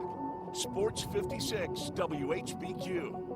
Available on your radio dial at 560 AM and 98.5 FM, as well as around the world online at sports56whbq.com. Take us with you everywhere by downloading the Sports 56 app. And at home, just say, Alexa, play Sports 56. Wherever you are, stay tuned in to real sports talk. Sports 56 and 98.5 FM. Rick's Powder Coating for a beautiful finish every time. Rick's Powder Coating specializes in automotive, ornamental, residential, and industrial coating. With 2 conveyor lines and the largest batch ovens in the Mid-South, Rick's can accommodate all of your powder coating needs. Locally owned and operated since 2002, Rick's Powder Coating will customize a beautiful finish just for you. Drop by or call to see how Rick's Powder Coating can bring color to your life. 901-367-2771 or rickspowdercoating.com.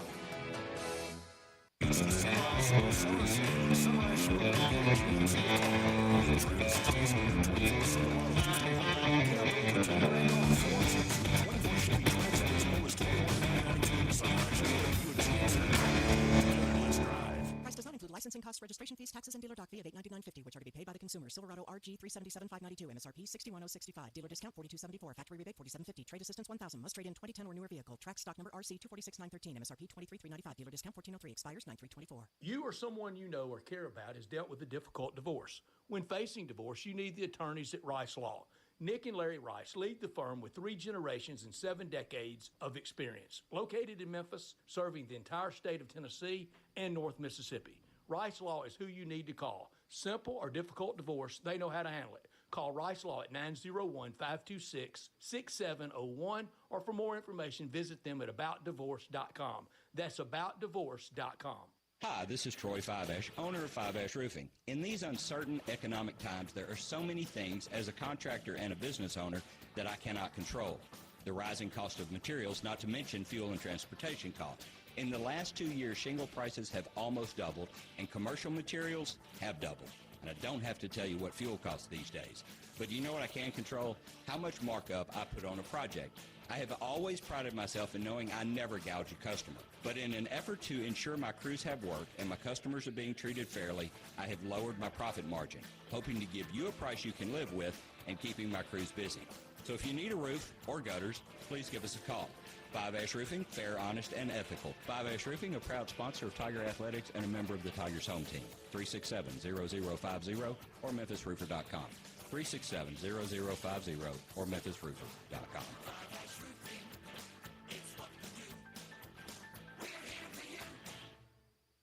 Right now at Wendy's, you can get a small Frosty for $1.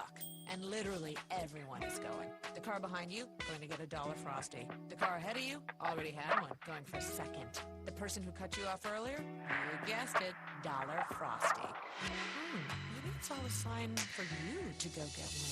Just don't cut anyone off. No one likes that person. The iconic Frosty for $1, gotta be Wendy's. Inside only at participating participating U.S. Wendy's. Not valid in a combo. Prices may be higher in Alaska, Hawaii, California, and via third-party delivery. Listen up, I got Marty McNate on the line at Gossett Volkswagen, Germantown. Marty, you might be too busy moving back prices over there. What's up? Going way back, Randy. Doc's orders. I've got 2024 Teos SE or 2024 Jetta Sport. Got to go back in time to get the good old days at $275 a month. Great Scott, McNate. Plus, I hear the 2024 Atlas Peak Editions are going for $5,000 off MSRP, or $1.9 for 60 months. That's right, Randy. During the Volkswagen Savvy Summer Sales Event, your future is whatever you make of it. So go to Gossett Volkswagen Germantown at 7420 Winchester Road or shop online at GossettVWG.com. Ask for Marty to find out how much he can move you back on price. That's Gossett Volkswagen, 7420 Winchester Road.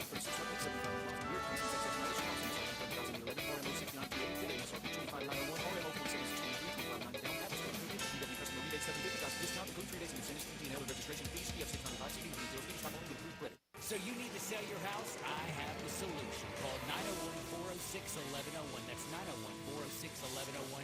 Call my buddy Bill and I buy houses. Any house, any area, as is. It's literally as simple as that. Just pick up your phone.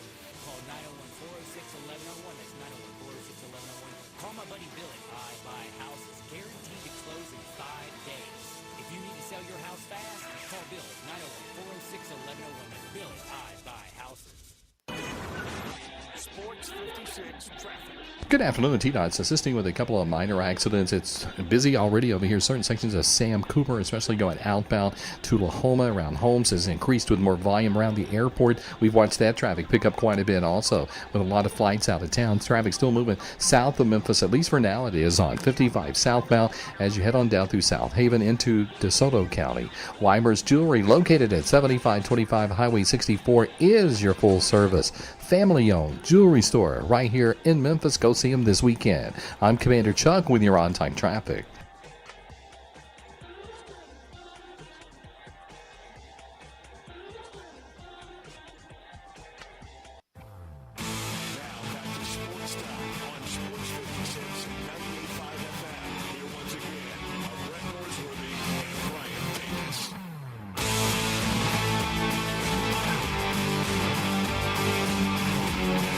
Welcome back into Sports Time. Bryant and Zach with you on this Friday afternoon. We've talked a whole lot of college football today, and joining us now, Max Chadwick. He's going to talk some more college football with us, the college football analyst for Pro Football Focus. You can give him a follow on Twitter at Max Chadwick CFB. Max, thanks so much for joining us. It's been a minute since we last caught up with you, so we got to talk a lot of predictions, talk about the upcoming season with Week 0 starting tomorrow. So let's start. Have you put together your 12-team college football playoff?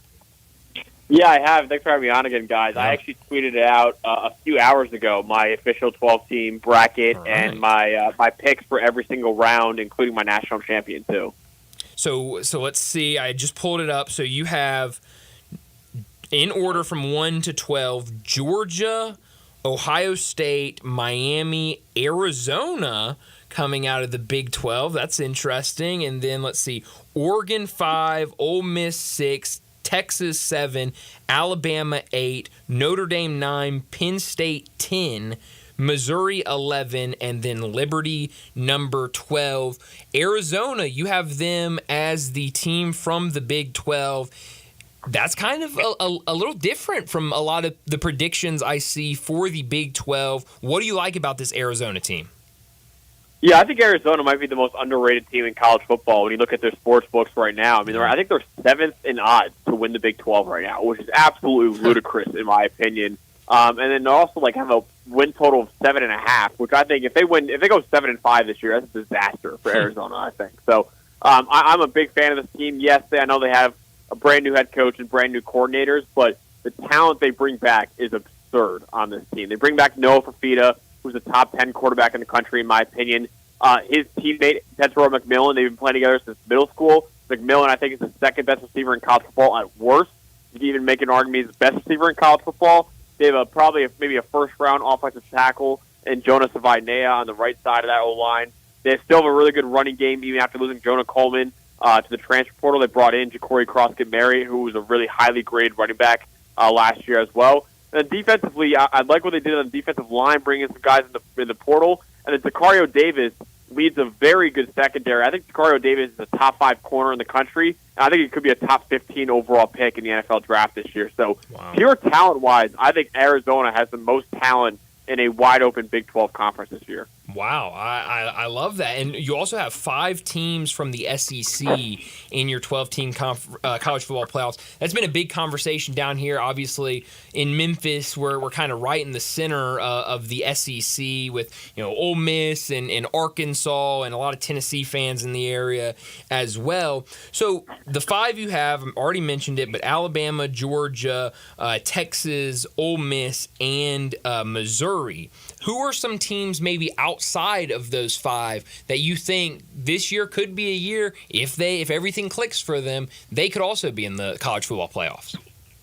Yeah, I think the first one that comes to mind there is Tennessee for me. I think Tennessee offensively has a lot of really interesting pieces. I mean, they had a great year last year. I believe they went 9-4 overall, and Joel Milton, let's face it, was not a great quarterback for them last year at all. So I think they're actually going to improve at quarterback, and Nico Iamaleava now at quarterback. So I'm excited to see it. And that Josh Heupel offense is always high-flying. Jace Pierce Jr. is the edge defender, is one of the best players in college football, regardless of position. I have some questions outside of him on that defense, but he is an absolute superstar. I still love a lot of what they have offensively in that running back room with Dylan Sampson there, in that receiver room as well. Chris Brazzell transferring in there is a huge transfer.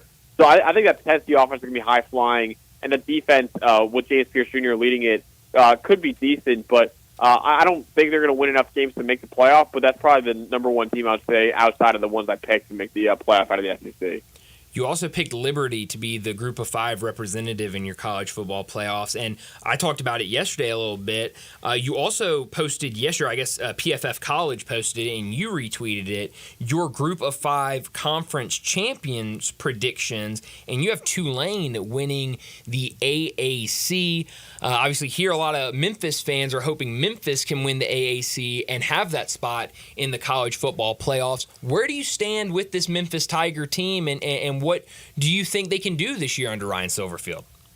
Yeah, I honestly, that AAC pick, I was back and forth between a few teams, honestly. I know I picked Tulane, but it's a toss-up between, I think 3 teams for me for that spot, between them, Memphis, and even USF I throw in the mix there as well. So I think that Memphis team, though, to answer your question, Memphis offensively is loaded. I love what they have everywhere in that offense. I have a lot more questions defensively with that team right now, but I do love that offense. So, yeah, my co-host Dalton was going with Memphis. I knew that, so I kind of wanted to go against the grain a little bit and not have the same picks with him for that. So I picked Tulane, but like I said, I really think it's a toss-up between a few teams for that spot. When you mentioned your co-host, I was watching y'all's preview on the PFF College Football Show for this Florida State-Georgia Tech game tomorrow, and it's a big game. A lot of people talking about it. A lot of excitement about Florida State coming into the season. Georgia Tech, you saw the progress they made last year under Brent Key. You got to think that with what they have returning, they'll only build on that. Tell us what you're feeling about this game tomorrow. How do you think it will play out in Dublin? Yeah, I think a lot of Florida State fans are kind of overlooking this game. I don't think they should be. I think Georgia Tech is actually a really dangerous team for this Florida State Seminoles defense because, last year Florida State really struggled defending the option, right? When you're just strict, handing the ball off to a running back, they were actually very good and one of the best run defenses in the country. I believe it was actually the highest graded run D in the country against just straight handoffs. But when you got an option in there, they became more like an average run defense, right? And I think Georgia Tech runs a ton of that option with Haynes King and Jamal Haynes in that backfield. So I think it's a bad matchup for Florida State defensively. Now, I do think Florida State can impose their will offensively in the run game because Georgia Tech's run defense, I mentioned before how I had some questions about Florida State run D. Well, I have way more questions about Georgia Tech's run defense. In fact, they were one of the worst in the Power 5 last year at defending the run. And I love Florida State's offensive line this year. I think they could really create some holes in the run game. And I think Lawrence Tofili and Roydell Williams can have big days breaking tackles and all that. So I think it's really going to be about who runs the football better tomorrow, honestly. And I think whoever does that will ultimately win this game. But I really do think that both these teams are going to establish the run as much as humanly possible tomorrow in the afternoon. We're talking about Florida State and their ranking, number 10 in the country, and y'all brought up some really good points about, a lot of newcomers to this team. They had to go out and replace a lot this offseason. What do you think went into that ranking? Is it what they did last year and maybe people are just overlooking the amount of changes they have to make? Is it kind of respect for Mike Norvell and what he's done at Florida State? Is it that brand of Florida State? What do you think went into having them so high in the AP polls? Yeah, to me, I think it was just a lot of respect for last year, honestly, which I think is totally justified, right? Sure. But I think, and also I'm not denying, I know I said that they lost a lot of talent. They still have a lot of talent, too. It's just a lot of unproven talent in a lot of ways, but these were kids that are very, very highly rated recruits coming out of high school. So I have zero doubt that Florida State's going to field a good roster. It's just they lost so many of their superstars from last year that I think it's going to be a little bit of a learning curve this year for the Seminoles. So I don't think they should be a top 10 team in the country. I don't even think they should be a top 15 team in the country right now, because I just think, you look at that team and it's so much guesswork as to what they look like this year. And to me, that's a scary proposition when you're trying to talk about a top 10 or top 15 team. I think we had them 16 in our rankings. So, like I said, I think Florida State deserves to be in the top 25. I'm not denying that. But I think they're more of a top 20 team just because we don't know what they look like yet, rather than a top 10 team right now. Yeah.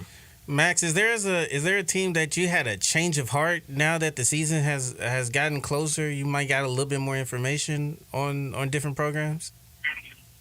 Oh, that's a good question.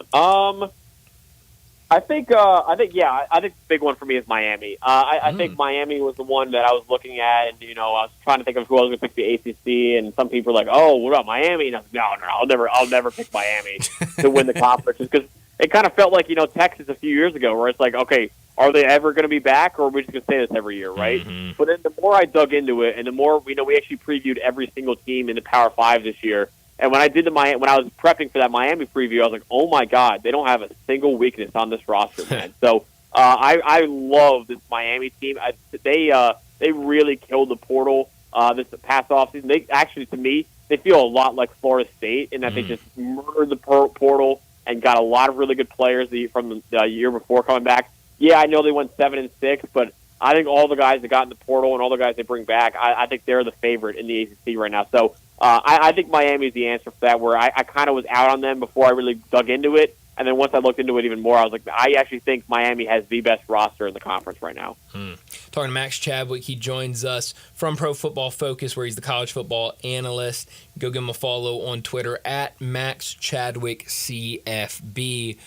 Back to the Big 12, because I loved the case you made for Arizona in this conference. And I was kind of talking about some of the predictions I have seen about the Big 12. You see Oklahoma State with what they've got. You see Utah is a trendy pick in that conference. Even there's some with Kansas State out there after the season they had last year. What will this conference look like week in and week out?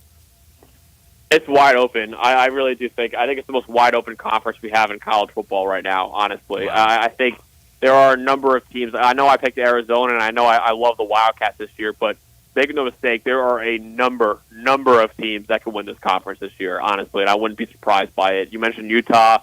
I had them in the conference title game. I think Kansas State is right up there. I think Kansas is right up there as well. Oklahoma State is up there. And then I'm going to throw this out there. If Colorado fixes that O-line, they can absolutely compete for a Big 12 title this year. Wow. They have extreme talent at quarterback, at receiver, at corner, and that secondary as well. I think they really drastically improved that run defense in the portal this offseason. If that offensive line is any better, I think Colorado can absolutely be a contender as well, which I know a lot of people will roll their eyes at because say, oh, yeah, they went 4-8 last year, but I think they're the best quarterback in the conference. They have the best player in the conference, in Travis Hunter. And they have, like I said, a boatload of talent elsewhere at skill position players. So it's really just about the trenches for Colorado. And if they fix those trenches even a little bit, I really do think they could compete for it. But, yeah, like you said, though, it is a wide-open conference this year, and there's probably 6 or 7 teams that really have a good shot at winning this conference this year.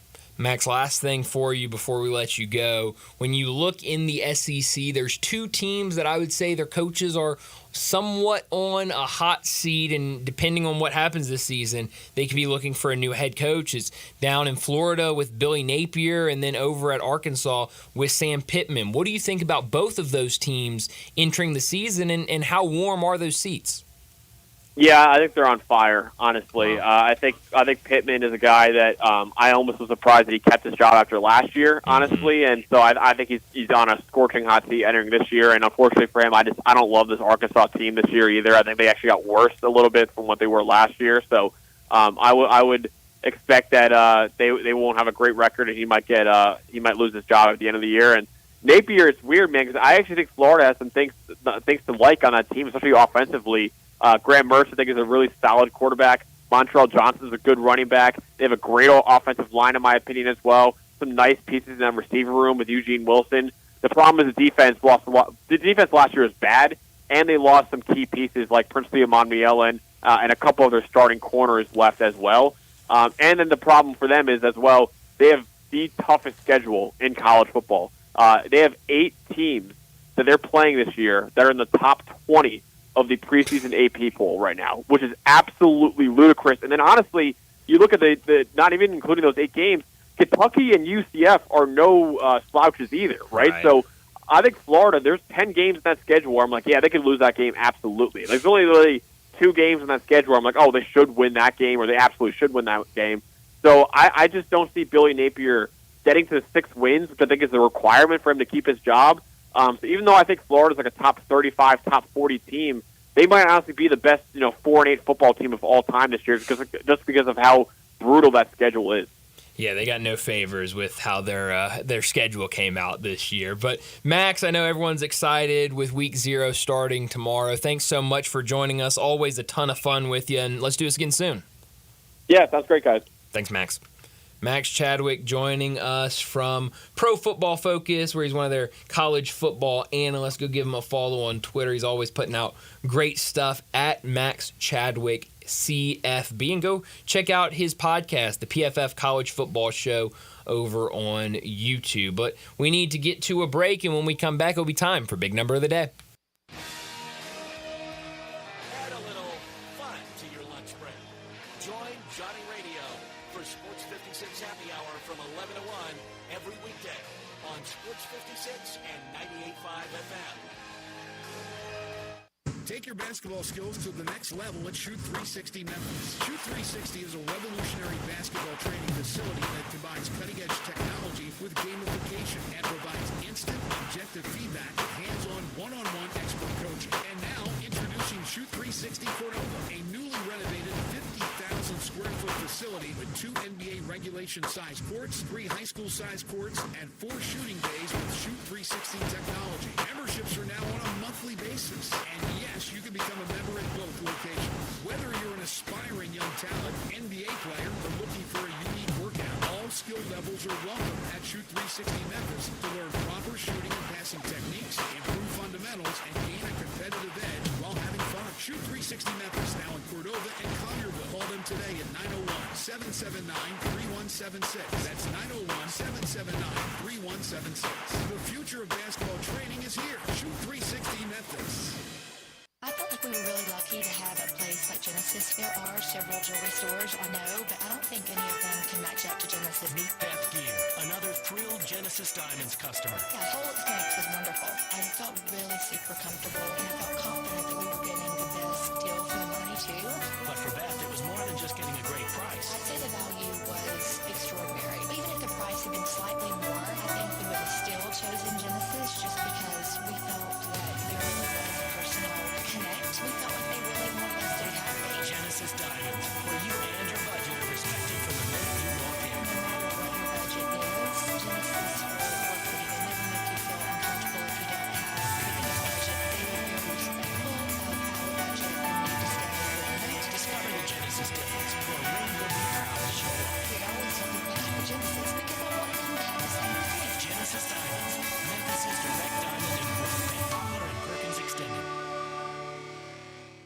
All 650 Monthly acquisition fee $20,000 per year, 20 cents excess mileage. Forte RE 794066, MSRP 21820. Telluride RG 543 MSRP 39835. EV9 R602 29603, MSRP 61035. Lease terms include all rebates and incentives and a PF 695. Includes tax, title, license, registration, and fees. Must finance through Hyundai with approved credit valid through 8/31/24. Dealer stock only. Hey, yo, Jeff Allen, what's up over there at Gossett Kia South Mount Moriah? I know what's down, Randy. Prices at Gossett Kia Mount Moriah. You looking to save? 41 MPG Highway in a 2024 Kia Forte LXS, $199 a month, $37.99 due at signing. I've got a 2024 Kia Telluride S front-wheel drive, $379 per month, $39.99 due at signing. And Randy, talk about saving big bucks. 304 EPA estimate range for $389 a month in a 2024 Kia EV9 Lite, $49.99 due at signing, all 24-month lease. Plus the 10-year, 100,000-mile powertrain limited warranty. So whether you live in Horn Lake, South Haven, Olive Branch, or Memphis, you'll be happy at Gossett Kia on Mount Moriah.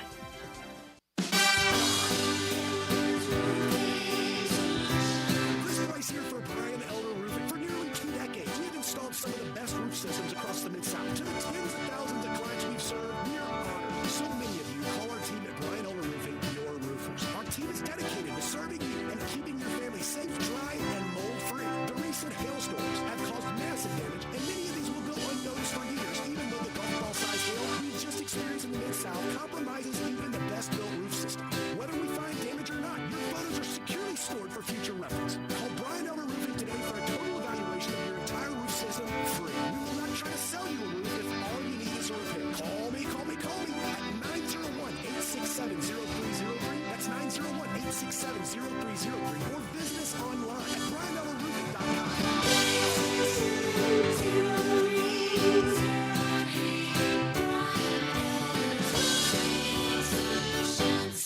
Welcome to the Rendezvous. This is John Vergas. When my dad started the Rendezvous in 1948, I don't think anyone could have imagined we'd still be serving shoulder, cheese plates, and our world-famous dry rub ribs 75 years later. But we are still here in the basement, in an alley in downtown Memphis. We sincerely thank you for making the Rendezvous what it is today. Charlie Vergas Rendezvous, a legendary experience for over 75 years, whether you dine in, pick up, or ship across the country. Do you know one of the best things you can do for your employees or family's health? Provide Arctic Clear bottled water. Arctic Clear bottled water is your locally owned and operated bottled water provider. Arctic Clear is 100% natural spring water with free delivery and setup, dependable service, and no long-term contracts. What an easy choice. Call Jeff Manus today, 901-382-2363, or visit arctic-clear.com. Arctic Clear bottled water. Call now, 382-2363. That's 382-2363. Now back to Sports Time on Sports 56 and 98.5 FM. Here once again are Brett Norsworthy and Brian Davis.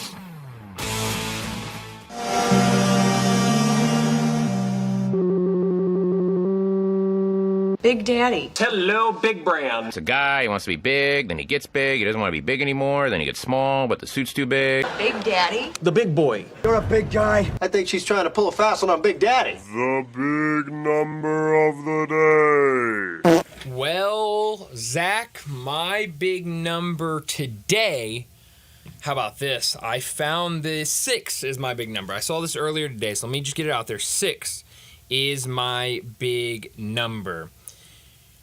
Starting quarterback Devin Dampier, starting quarterback for New Mexico. He'll go tomorrow afternoon against Montana State. He, last year, had the most touchdowns thrown and most yards thrown by a quarterback without throwing an interception. He had 6 touchdowns, no interceptions, 525 yards, and completed 62.5% of his passes. Very clearly was not the starting quarterback last year. He was the backup, but came in late in the season due to either an injury or just team not playing well. But he will be the starting quarterback for Bronco Mendenhall's team going forward. Bronco Mendenhall in his first year at New Mexico. And this one's weird. You know, Bruce talked about it earlier.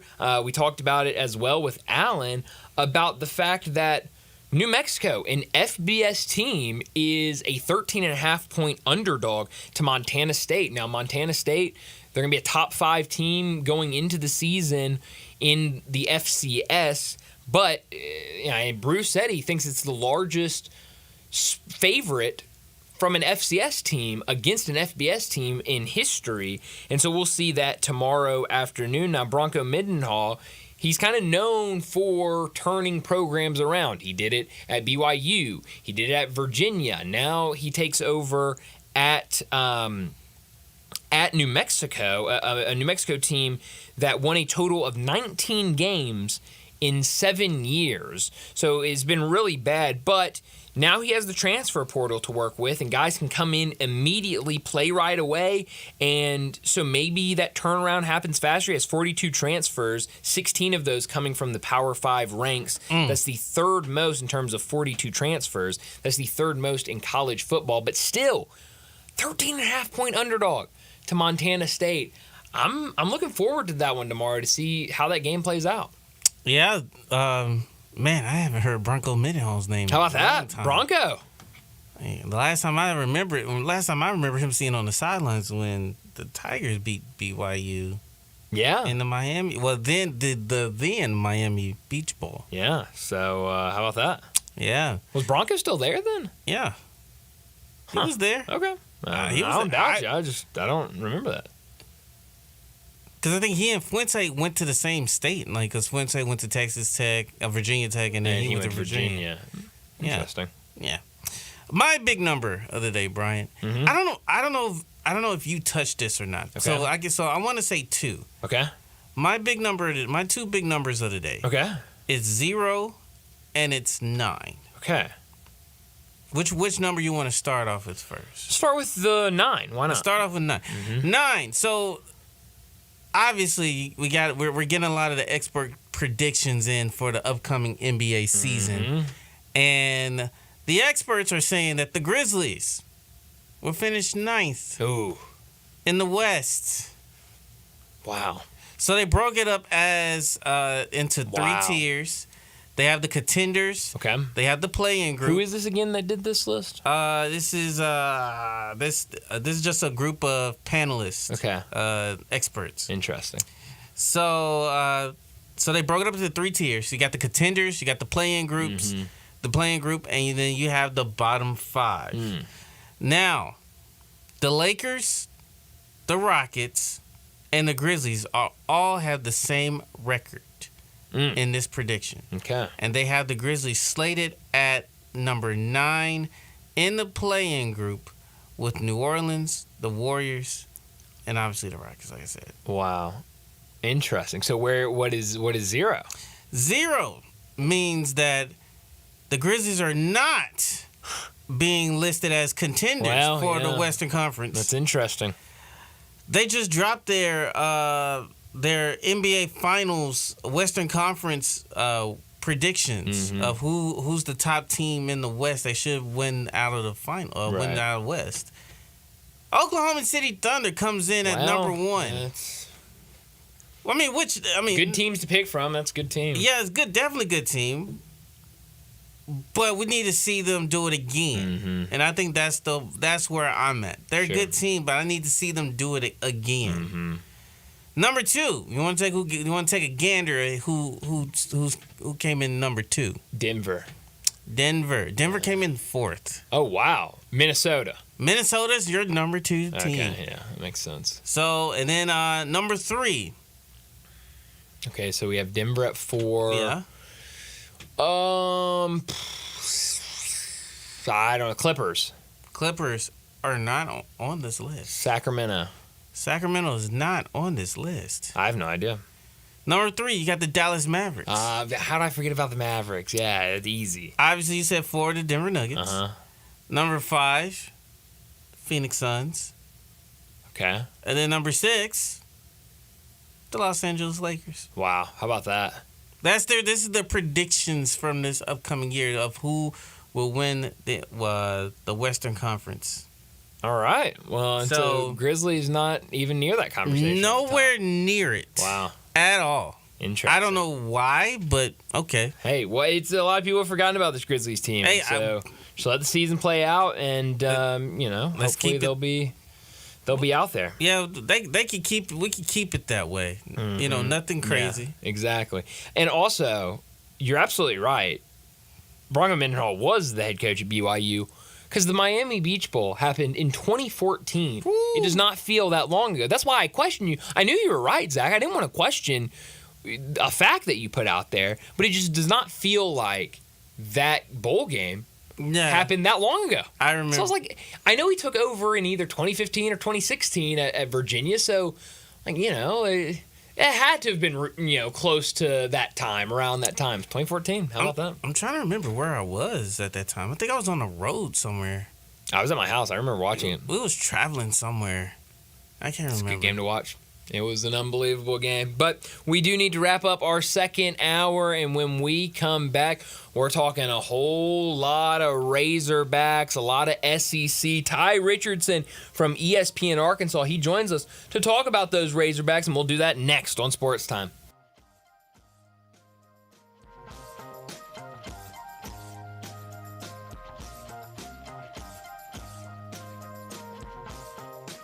At Buster's Butcher, we're a full-service butcher shop offering a curated selection of quality meats, steaks, cheeses, prepared foods, and more. Our skilled butchers are also experienced chefs. They'll be delighted to guide you on selecting, preparing, and cooking our fine selection of products. Located next to Buster's Liquors and Wines in the University District on Highland and Poplar, we're like nothing else you can find in Memphis. Learn more at bustersbutcher.com and come see why every cut counts at Buster's Butcher.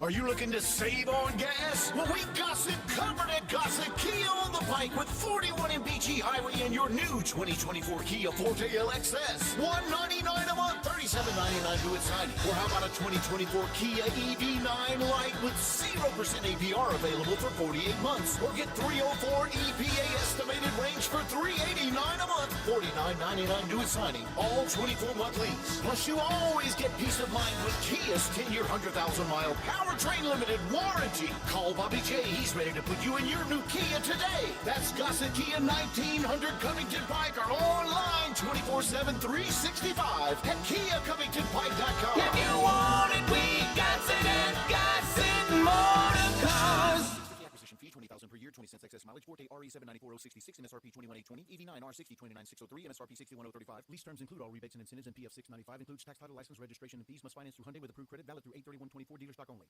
This is the story of the one. As head of maintenance at a concert hall, he knows the show must always go on. That's why he works behind the scenes, ensuring every light is working, the HVAC is humming, and his facility shines. With Granger's supplies and solutions for every challenge he faces, plus 24/7 customer support, his venue never misses a beat. Call getgranger.com or just stop by. Granger, for the ones who get it done. Hello, sports fans out there. Walker Taylor here with the Germantown and Collierville Commissary. We just celebrated our 43rd year in business, and I would like to thank our fantastic customers and especially our loyal staff. Time has flown by. We now have a second location, Poplar and Houston Levy in Collierville. Catering is a specialty of ours. 50 to 5,000, no job too small, no job too big. Full service or self-service. We also have a party room in Collierville that is great for rehearsal dinners, business meetings, you name it, we'd love to have you. Also, our barbecue party packs start at $8.75 a person. Barbecue, beans, slaw, bun sauce, including serving utensils. Especially great for tailgating with football season coming up. The commissary restaurants also believe in giving back to the community. Possibly you have been approached by somebody selling a barbecue 6-pack coupon for fundraising. Cheerleading groups, church groups, anything to help a worthy cause. Holidays are near. Smoked hams and smoked turkeys will be on the pit before you know it. Come see us at Germantown and Collierville Commissary. Also check us out at commissarybarbecue.com. Been hungry for some college football? Well, we finally get the taste this weekend. Jump in on DraftKings Sportsbook. And for all the newbies getting into the college spirit, here's something extra special. New DraftKings customers bet $5 to get $200 in bonus bets instantly. Download the DraftKings Sportsbook app now. The code is HERD, H-E-R-D. New customers get $200 in bonus bets when you bet just $5. Only on DraftKings, the crown is yours. Gambling problem? Call 1-800-GAMBLER. In New York, call 877-8-HOPE-NY or text HOPE-NY 467-369. In Connecticut, help is available for problem gambling. Call 888-789-7777 or visit ccpg.org. Please play responsibly. On behalf of Boot Hill Casino and Resort in Kansas, 21 plus age and eligibility varies by jurisdiction, void in Ontario. Bonus bets expire 168 hours after issuance. For additional terms and responsible gaming resources, see dkng.co/ftball. Drive like a pro and support a great cause during the sales drive at Landers Ford in Collierville, Landers Ford South in South Haven, and Landers Ford North in Covington. We've provided over 100 new Fords to be driven by the pros at the FedEx St. Jude Championship. Now they're all being sold with demo prices. That's right, over 100 new Fords driven by the pros are being sold with demo pricing below market value. A portion of the proceeds go directly to the St. Jude's Children's Research Hospital. This is a once-a-year opportunity to trade up and drive like a pro while supporting a great cause. Visit LandersMemphis.com. That's LandersMemphis.com. Or come see us at Landers Ford in Collierville, Landers Ford South in South Haven, or Landers Ford North in Covington. With our Landers Easy Pass, you can get top dollar for your trade-in to help you save even more. Don't miss your chance. Reserve your demo-priced new Ford driven by a pro at the FedEx St. Jude Championship and lock in low APR financing. Remember, if it doesn't say Landers, you paid too much. Sports 56 traffic. Good afternoon. Traffic-wise, it's busy for a Friday as expected through Midtown right now. 240 southbound over here at South Parkway. It's trying its best to load up on 40 East at Sycamore View Road, headed on out past Germantown Parkway. Same thing's happening over here where it's starting to get heavy on 240 East up by Poplar. Weimer's Jewelry, located 7525 Highway 64, is your full-service, family-owned jewelry store right here in Memphis. Go see David and his family this weekend. I'm Commander Chuck with your on-time traffic.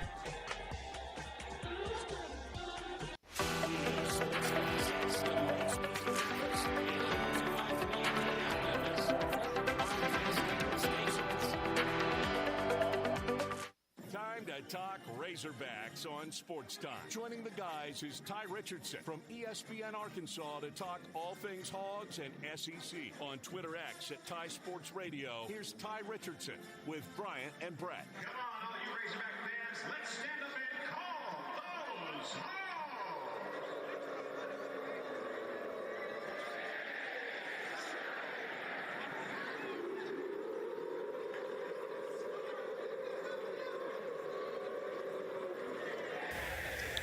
Ty Richardson joins us now to talk some Razorbacks, to talk the SEC from ESPN Arkansas. He joins us now. Ty, we're in here calling the Hogs. What's the city like? What's the state like? What's the feeling like around this Arkansas football program? We know what happened last year. I think a lot of questions about this team going into the season, a lot of questions about Sam Pittman's job after this season. What has this offseason been like for Razorback fans? I mean, the season, obviously, the season did what it did last year, guys, and obviously excited to be back on once again. Ready to hear stats next week, too, but I think it's a cautious optimism. They got burned pretty bad last year. A lot of Arkansas fans thought they were going to be pretty good. They went 4-8. Sam Pittman knows if he didn't have a good season, he's no longer going to be Arkansas' head coach. Bobby Petrino and this offense are going to have a lot to do whether he's retained in Fayetteville this fall. Yeah, absolutely. And, you look at what you've got coming back, what you've brought in from the transfer portal. You got a new quarterback. Who are some names that you've been hearing that people should know going into this season? Well, Taylor Green's the kid from Boise State who played in the Mountain West. You've got some other guys that they have, got back. Like Andrew Armstrong, Isaac Tesla, Isaiah Titania, some of the kids. Transfer-wise, you got Davion Story, kid from Georgia, a couple of freshmen that you're excited about, like Selman Bridges, who plays the cornerback position, and then also Bradley Shaw, a young man from, I think it's Hoover, Alabama, if I remember that right. So a couple freshmen, a couple transfers. I think they got 40-some-odd new players.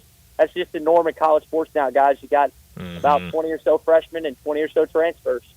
Yeah, no, it's definitely a changing era in the world of college football. But you mentioned Sam Pittman. You mentioned what the feeling is around this program. What would Sam Pittman have to do, in your opinion? Whether it's win losses, make a bowl, what would he need to do in order to keep his job?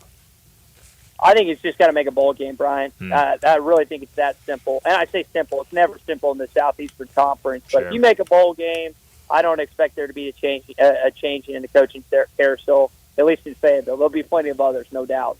Absolutely. I mean, you look down. We were just talking to Max Chadwick from PFF. It feels like this year the two coaches that everyone has eyes on in the SEC is Sam Pittman and Billy Napier down at Florida. And with the schedule Florida has, it's, I think, going to be really, really tough. Oh, it's the worst in the SEC. It's Brian, crazy. here's the thing. I was in Gainesville last year, and I talked to several Florida fans. They don't like Napier. Arkansas fans at least like Pittman. They just don't know if he's the right guy to continue on as the head football coach. There's a big difference there. Yeah.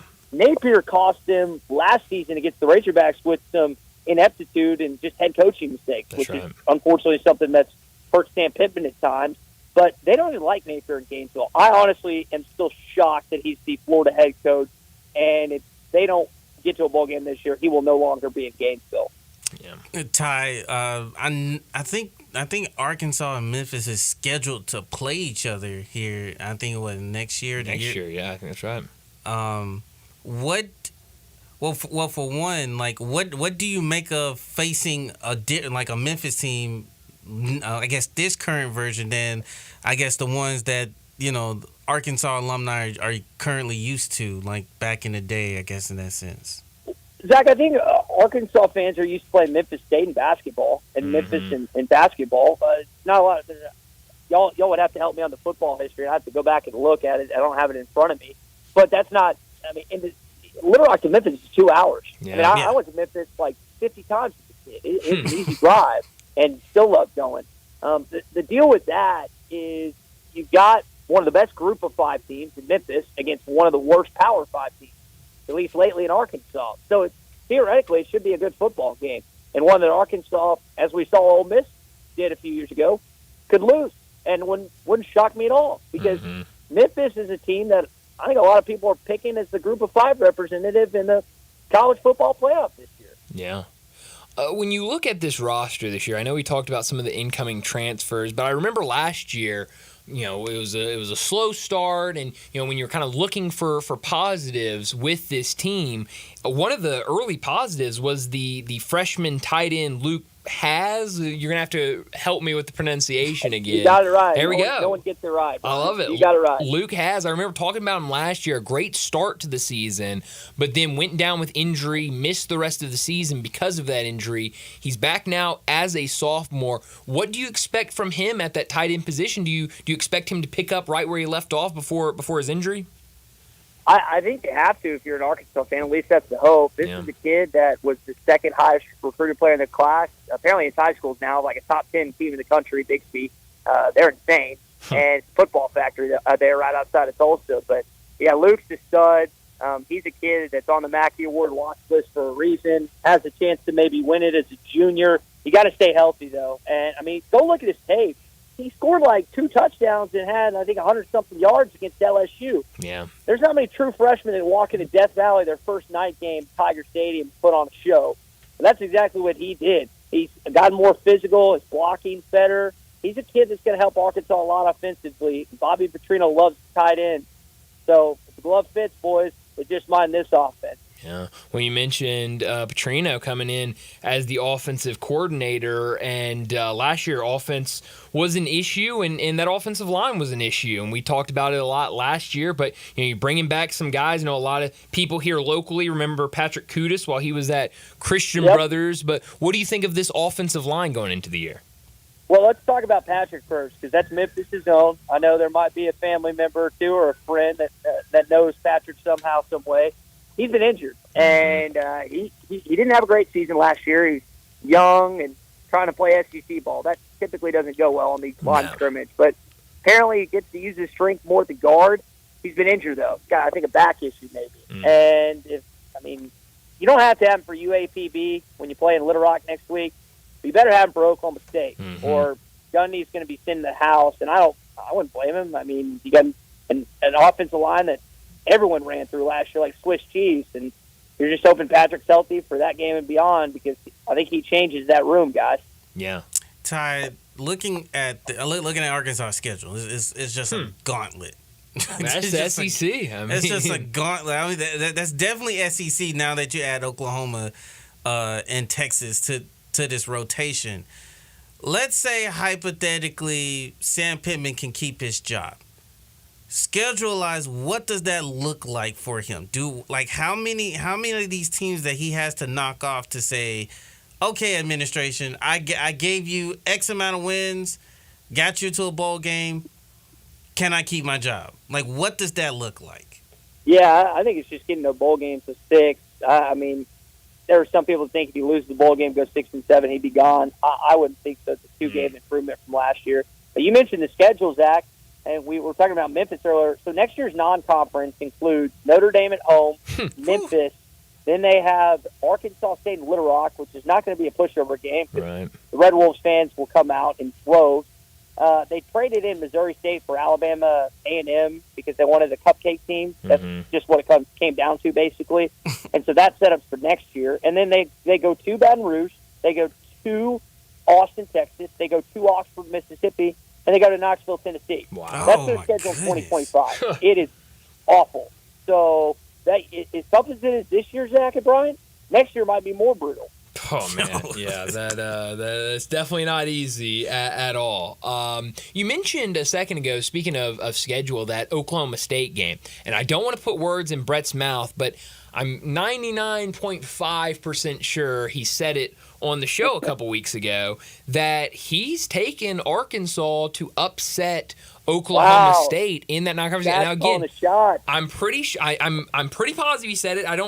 I don't know where I would have gotten that idea unless he said it on the show. And we'll do our picks next week. So next Friday when we're talking to you, we'll definitely have a better idea and we'll definitely kind of know where he stands on that. But we see so often, whether it's a team that loses a game they should have won and then confidence is down and that turns into a losing streak and they really can't find their groove. But you also see on the flip side, a team gets a big win and whether it's just upsetting a better team or winning a big game on the road, and that turns into confidence and the team starts playing better. How big is that game here in a couple of weeks on the road against Oklahoma State?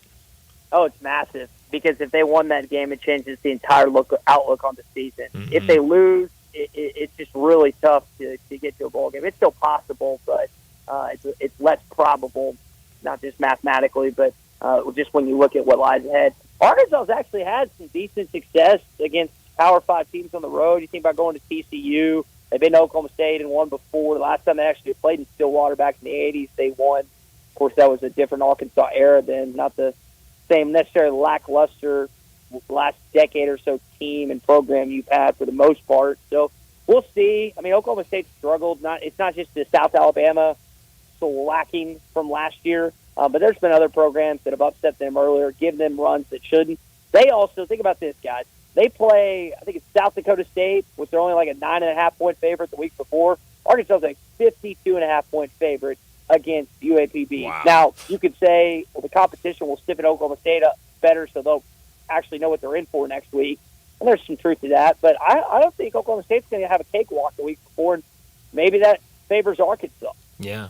Well, you mentioned that game against Arkansas Pine Bluff. Next week when we talk to you will be on Friday, so that game will be in the rear view. You mentioned that big spread. I think you feel very, very good that Arkansas is going to win that game. So what are you going to look for in that one? When you have this Arkansas team that there's so many questions about going up against a team that's really just at a different stage and kind of a lesser team, what are you going to be looking for in that game on Thursday night?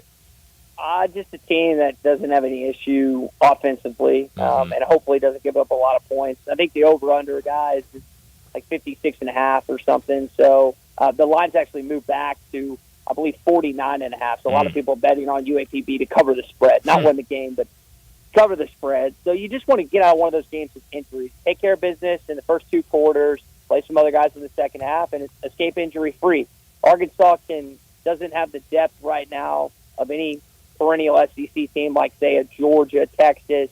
We're still saying that, but that's what we have to do. Ole Miss has got one of the best rosters in college football, maybe the best Lane Kiffin has ever seen outside of his stint in Alabama. So roll the ball out, let's go, and then let's get to real football on Saturday, because no one cares about that Missouri, Murray State, or Arkansas and UAPB games that next Thursday night. Yeah, I'm with you on that. We're talking Ty Richardson from ESPN Arkansas.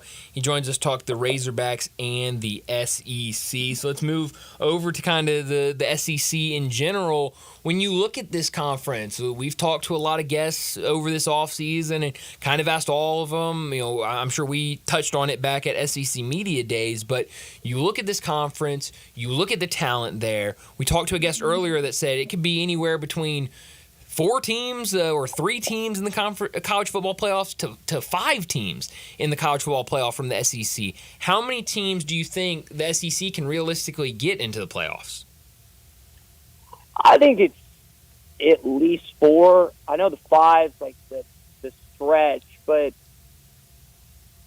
is there really going to be that much separation when you look past? Georgia's number 1, right? Mm-hmm. Let's say Texas makes the the SEC championship and loses to them, but maybe beats them in the regular season. I mean, there's not a lot of separation, I don't think, that will be between the likes of Texas, Ole Miss, maybe Alabama's in that category. I know some people are high on Tennessee, LSU, Missouri, based on schedule alone. I mean, the guys, I think it was the AP poll outside of Notre Dame, the top 9 teams were all SEC or Big Ten. So it's going to be a heavy dose of that. I mean, the other conferences might get 1 representative, and the Big Ten and the SEC are going to get the bowl, plus the Power 5, or the group of 5 schools as well. When you look at the SEC, a lot of really good quarterbacks in this conference. How would you rank the top 3? I would go Georgia, Texas, and then either Ole Miss or Missouri. I think Ole Miss has got a better roster, but Missouri's got a slightly easier schedule. Sure. And this is the best roster Ole Miss has had maybe in the history of the football program. I know Archie and Eli and others, but you guys have a lot of guys that are a lot more seasoned that listen to this station. They can tell you more about Rebels history than I could. And when you look up and down that roster, y'all, you got a real shot to compete and win an SEC championship. Best SEC game of the season. You ready for it, boys? Mm-hmm. November the 9th, when Ole Miss hosts Georgia. They'll play in Fayetteville the weekend before. We'll see how that goes. But I know that everyone's excited to see Georgia and Austin. But does Ole Miss actually? And there's no statement in the league anymore. The biggest prohibitor from them getting to Atlanta is Georgia. Can Ole Miss get over that hump that Georgia hadn't lost a regular season game since COVID was rampant? Apparently it's coming back a little bit. But it's wild how much Smart has dominated the conference lately, and we'll see if Kiffin actually gets the biggest win of not just his Ole Miss career, but maybe his life. Yeah, that'd be incredible. Last thing for you, Ty, before we let you go, there was a poll, or there was a story over on CBS Sports the other day about top NILs in college basketball, and Arkansas came in at number 1. We know when John Calipari took that job, kind of what was promised to him in terms of NIL. But what does it look like over for football? What does the NIL look like for Sam Pittman? And is this a situation where he's getting a lot? Is it where maybe boosters are unhappy and are maybe trying to wait until there's a change to really put all of that money, all those chips onto the table for the next guy? I mean, what does NIL look like right now for Razorback football? Because it looks like with basketball, it's definitely top of the game. Pure guess on my part. No inside knowledge. Top 25, top 30. Okay. Solid, but for SEC standards, just kind of middle to late in the pack. And you've got some guys that you plucked that were pretty good picks. But I mean, you're not going to go get out the number 1 player. You're not going to go get a Walter Nolan or kid from Florida. There's just certain guys that are above your pay grade or above your salary restrictions or whatever. They're not. You don't have max money, if you will. So in Arkansas, I think has some, but it's not substantial enough to be anywhere near the top 10 or top 5 of NIL collectives in college football. Could a new head coach entice more NIL money from some of those big-time boosters? So I think that's a great question, but who are you going to go get? Yeah. Like, I've heard people say Dabo Swinney. Swinney hasn't done squat lately. He doesn't hit the transfer portal. So if you have that NIL money, what are you going to play high school kids that won't play? I mean, that's the thing about Swinney is, like, you haven't gotten it. It's why you're not winning anymore at a high level. You have to embrace that culture, or you're going to be the biggest remember when coach in college football. Because remember when Dabo Swinney kicked the crap out of Nick Saban in the national championship game? They beat him by Trevor Lawrence as a true freshman, beat him by 30. Yep. I remember that. I remember Tua throwing a pick six early in that game and thinking to myself, what the heck am I watching right now? I never would guess it. But, again, things change in college football. Nick Saban adapted. Swinney hasn't. So I don't know who that fit would be outside of Nick Saban, but I don't think he's coming back to college football, at least in a coaching role. Definitely enjoy him as a broadcaster, though. No, definitely, and we're going to get a lot of them this year. I know he's over in Dublin for game day tomorrow morning, so that'll be really fun to see his first time as a full-time member with game day. But I know a lot of people excited for college football to start. Ty, it's great having you back with us on Friday afternoons. Enjoy this weekend, and we'll talk to you again next Friday. Brian, Zach, appreciate it, and excited for the upcoming season. We'll see what happens, boys. Thanks, Ty. Ty Richardson joining us from ESPN Arkansas to talk some Razorbacks and the SEC. And I mean, it's going to be one of the teams that, it feels like there's a group of teams at the top of the SEC that teams are going to be paying attention to week in and week out. And there's teams kind of on the other side that people are going to be paying attention to. And Arkansas is right there as a team that, and I shouldn't say top and bottom, because I don't think Arkansas or Florida, which is going to be the other team I said, are going to be the worst teams in this conference. Right. But when you look at, in terms of, there's going to be a lot of eyes on them because both those coaches, I think their hot seats are extremely hot right now. We're talking to Max Chadwick about an hour ago, and I asked him about both those, and he said they're burning. Both those seats are burning hot. And so I think, a lot of eyes are going to be on those two programs and what they can do. Now, I will say, they're teams that keep everybody keep up with. Sure. The middle of the pack, which there's a lot of them. Sure. And then Vanderbilt. Well, you don't got to do Vanderbilt like that. I mean, we anchor down over here. Zach. This is a show that anchors down. I mean, I would like to anchor down, but we love to anchor down. So. Clark Lee and them boys, I mean... Come on now. But, I mean, I didn't say they were going to win a championship in my first year. Well. Who said that? Well, he also said they were going to turn into one of the best programs in the country. Year two, we're on the road. This year two for Clark Lee, man. They get ready to kick him up out of here. Well, I mean, anchor down. They got new quarterback, new coordinators. I mean, it's a... See what they can do. There's a lot of new happening in I don't think much is going to change at Vanderbilt. I think they're going to. I love Vanderbilt. I love watching Vandy football, but I don't have high hopes for them, I guess you could say. But let's go ahead. Let's get to a break, and when we come back, we got to talk about what's trending. And we had some news earlier that we haven't had a chance to get to, but Ross Dellinger reporting that UConn visited in person with Big 12 ADs in Dallas last week as the school and conference remain in serious expansion negotiations.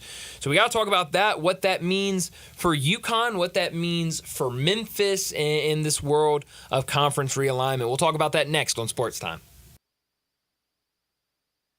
Join the voice of the Tigers, Dave Woloshin, for Wolo and Friends. Weekday mornings from 10 to 11 here on Sports 56 and 98.5 FM.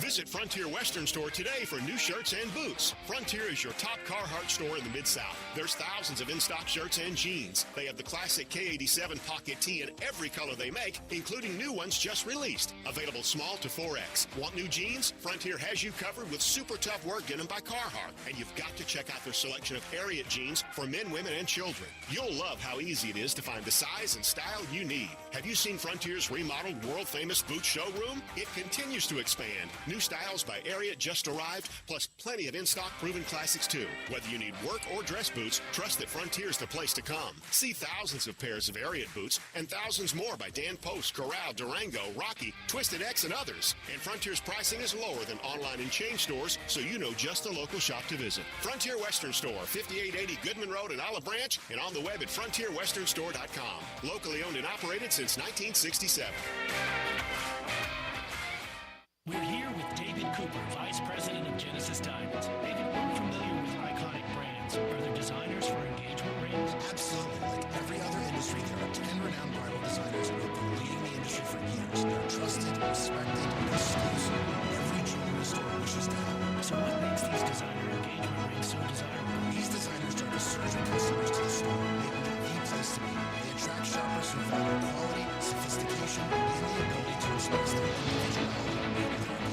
Customers find these engagement rings in other stores? Absolutely. Other stores would love to have them, but they have to sell for what they can get, not what they wish to have. So Genesis is cornered the market. Certainly.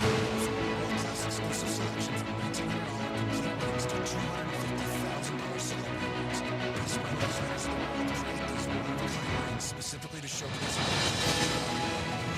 Genesis Diamonds, operating markets extended.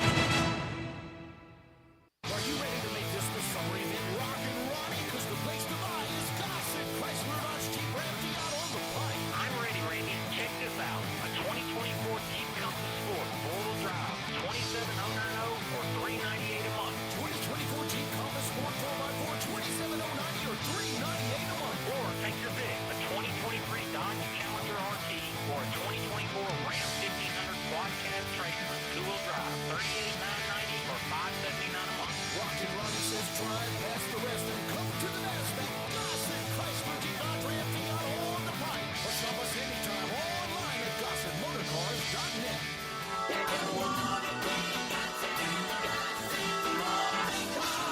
75 months at 7.99. Ram and Challenger 5,000 down. Jeep 4,000 down. Challenger PH 574221. MSRP 52,315. Jeep RT 173869. MSRP 28,090. 0% for 36 months. Grand Cherokee and Wrangler price includes all rebates and incentives and excludes PF 695. All exclude tax title and license with approved credit. See dealer for complete details. Everyone needs protection, whether you're on the field or on the road, so make sure you have the best. Bob Simpson State Farm Insurance can buckle you up with auto insurance, can back you up with life and health insurance, cover your business whether it's starting, growing, or maturing, and don't forget to insure your home, no matter if you're an owner or a renter.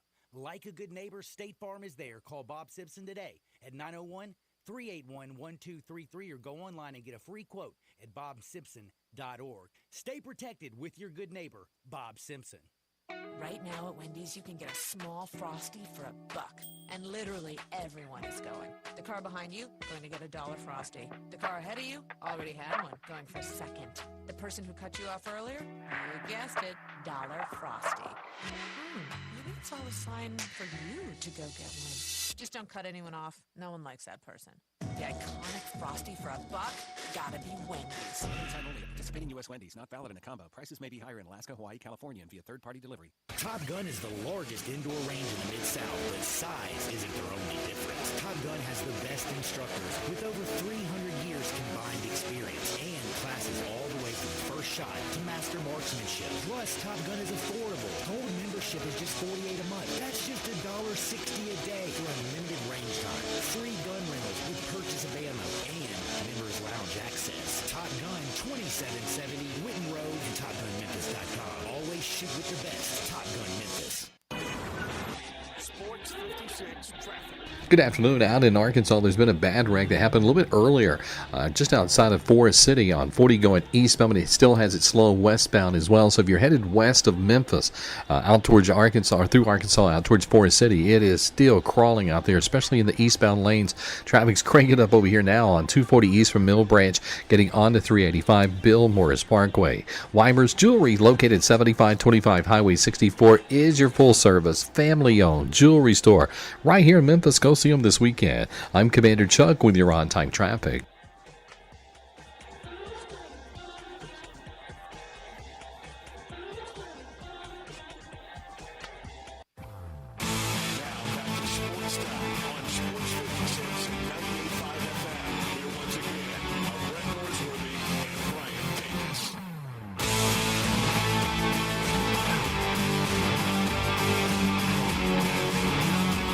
Welcome back into Sports Time. Bryant and Zach with you as we got about 30 minutes left in today's show. We got to talk about what's trending and maybe the biggest news of the day. A couple things I want to get to if we have time, but the biggest news, Ross Dellinger with Yahoo Sports reported this earlier this afternoon. Sources: UConn, Big 12 in serious negotiations about Huskies joining as newest expansion member. Now, there's some interesting things about this. Obviously, UConn basketball and the Big 12. Big 12, I would say, best conference. I know John Harden and I had ton of arguments about this during the basketball season. The Big 12 is the best conference in college basketball. And now you look at what they're adding this year with Colorado's losing some guys, but I'm sure they'll be a fine team. You got Arizona, who's going to be a top 15 team, I'm sure, at the beginning of the season. You've got Arizona State. That was Bobby Hurley. That's Bobby Hurley, yeah. They're going to be a good team. Feisty bunch. Sure. So I think some really good teams coming into an already strong. You have Houston, you got Kansas. I mean, the list goes on and on. If you add the best program in college basketball in UConn, that makes you, I mean, what a conference that would be for Big 12 basketball. So here's what we know from this reporting. UConn officials visited the Big 12 athletic administrators in Dallas last week. Though nothing is imminent, the in-person presentation is a sign of the serious nature of the discussions. Big 12 Commissioner Brett Yormark is set to make a similar presentation to the league's presidents next week. Expansion requires a 3/4 vote of 12 of the 16 members. In the latest version of the deal, UConn would join the conference as a member in all sports except football, starting at least in 2026. Contingent upon the school meeting certain investment thresholds in the sport, UConn football would join the Big 12 in 2031. So we had kind of talked in the past, because this has been out there as an idea of UConn joining the Big 12, but it's always kind of been basketball only.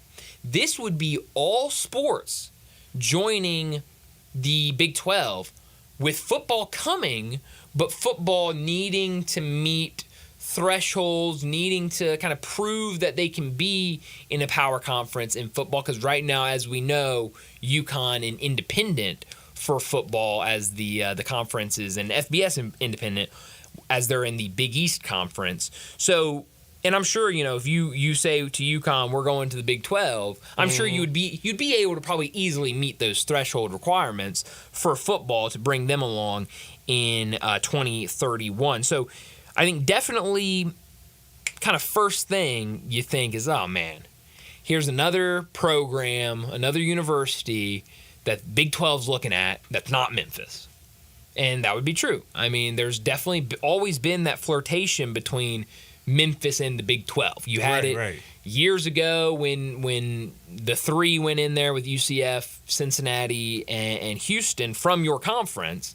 There was kind of that idea of maybe Memphis gets the call. Certainly there was, before it was announced that, those four schools from the Pac-12 would be going to the Big 12. There was that idea of maybe, Memphis. I know, Brett Yormark was in Memphis at one point, talking to officials, talking to the university about maybe Memphis joining the conference and what that would look like.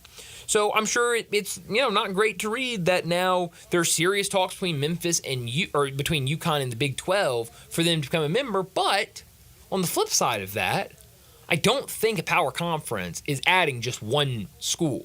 No.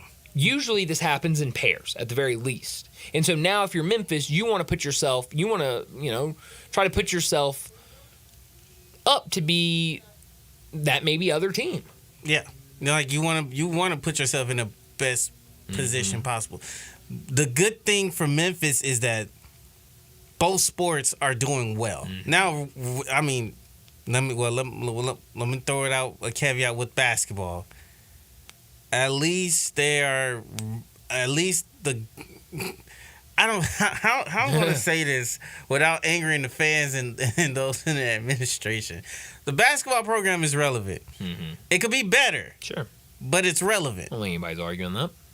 Like, you got Penny Hardaway. He makes it relevant. Absolutely. Could it be better? Yes. Well, heck, I mean, Dave and I were talking, and I brought it up to, in our last segment with Ty. Like, that story came out on CBS Sports about the top NILs in college basketball, and Memphis was right there at like number 16 or 17, one spot behind Tennessee, one spot in front of Texas. So, right. I mean, you're talking about in the conversation, in the top 20, along with, some of the biggest brands in college basketball right now. Right. And so I would not be surprised if Memphis is in this conversation. But again, we've been burned like the third time already with this not renovation, but with this realignment. Yeah. That's the word. Realignment. So at this point for the Tigers, it's just as simple as, hey, just take care of what you need to take care of. Don't worry about what the Big 12 or these other conferences want to do. Make sure you put yourself in the best position. Now, obviously, UConn being a two-time champion, I think they won 5 total in this current generation. Sure. I think in this century at least. Yeah. So UConn, they have every right to, if they wanted to, move into a bigger conference, get a bigger payout. Obviously, Yormark wants from basing on the reports, he wants another basketball program in the Big 12. Well, he's a basketball guy. Certainly football drives it, but he likes basketball and he comes from a basketball background. Now, the only thing that I think worries you is what happens with these ACC schools. Yeah. Florida State has made it very clear that they want out. And so, if they get out of their conference, where do they go? Because you see the reports that, maybe the Big Ten, maybe the SEC don't want them. And, so where do they go from there?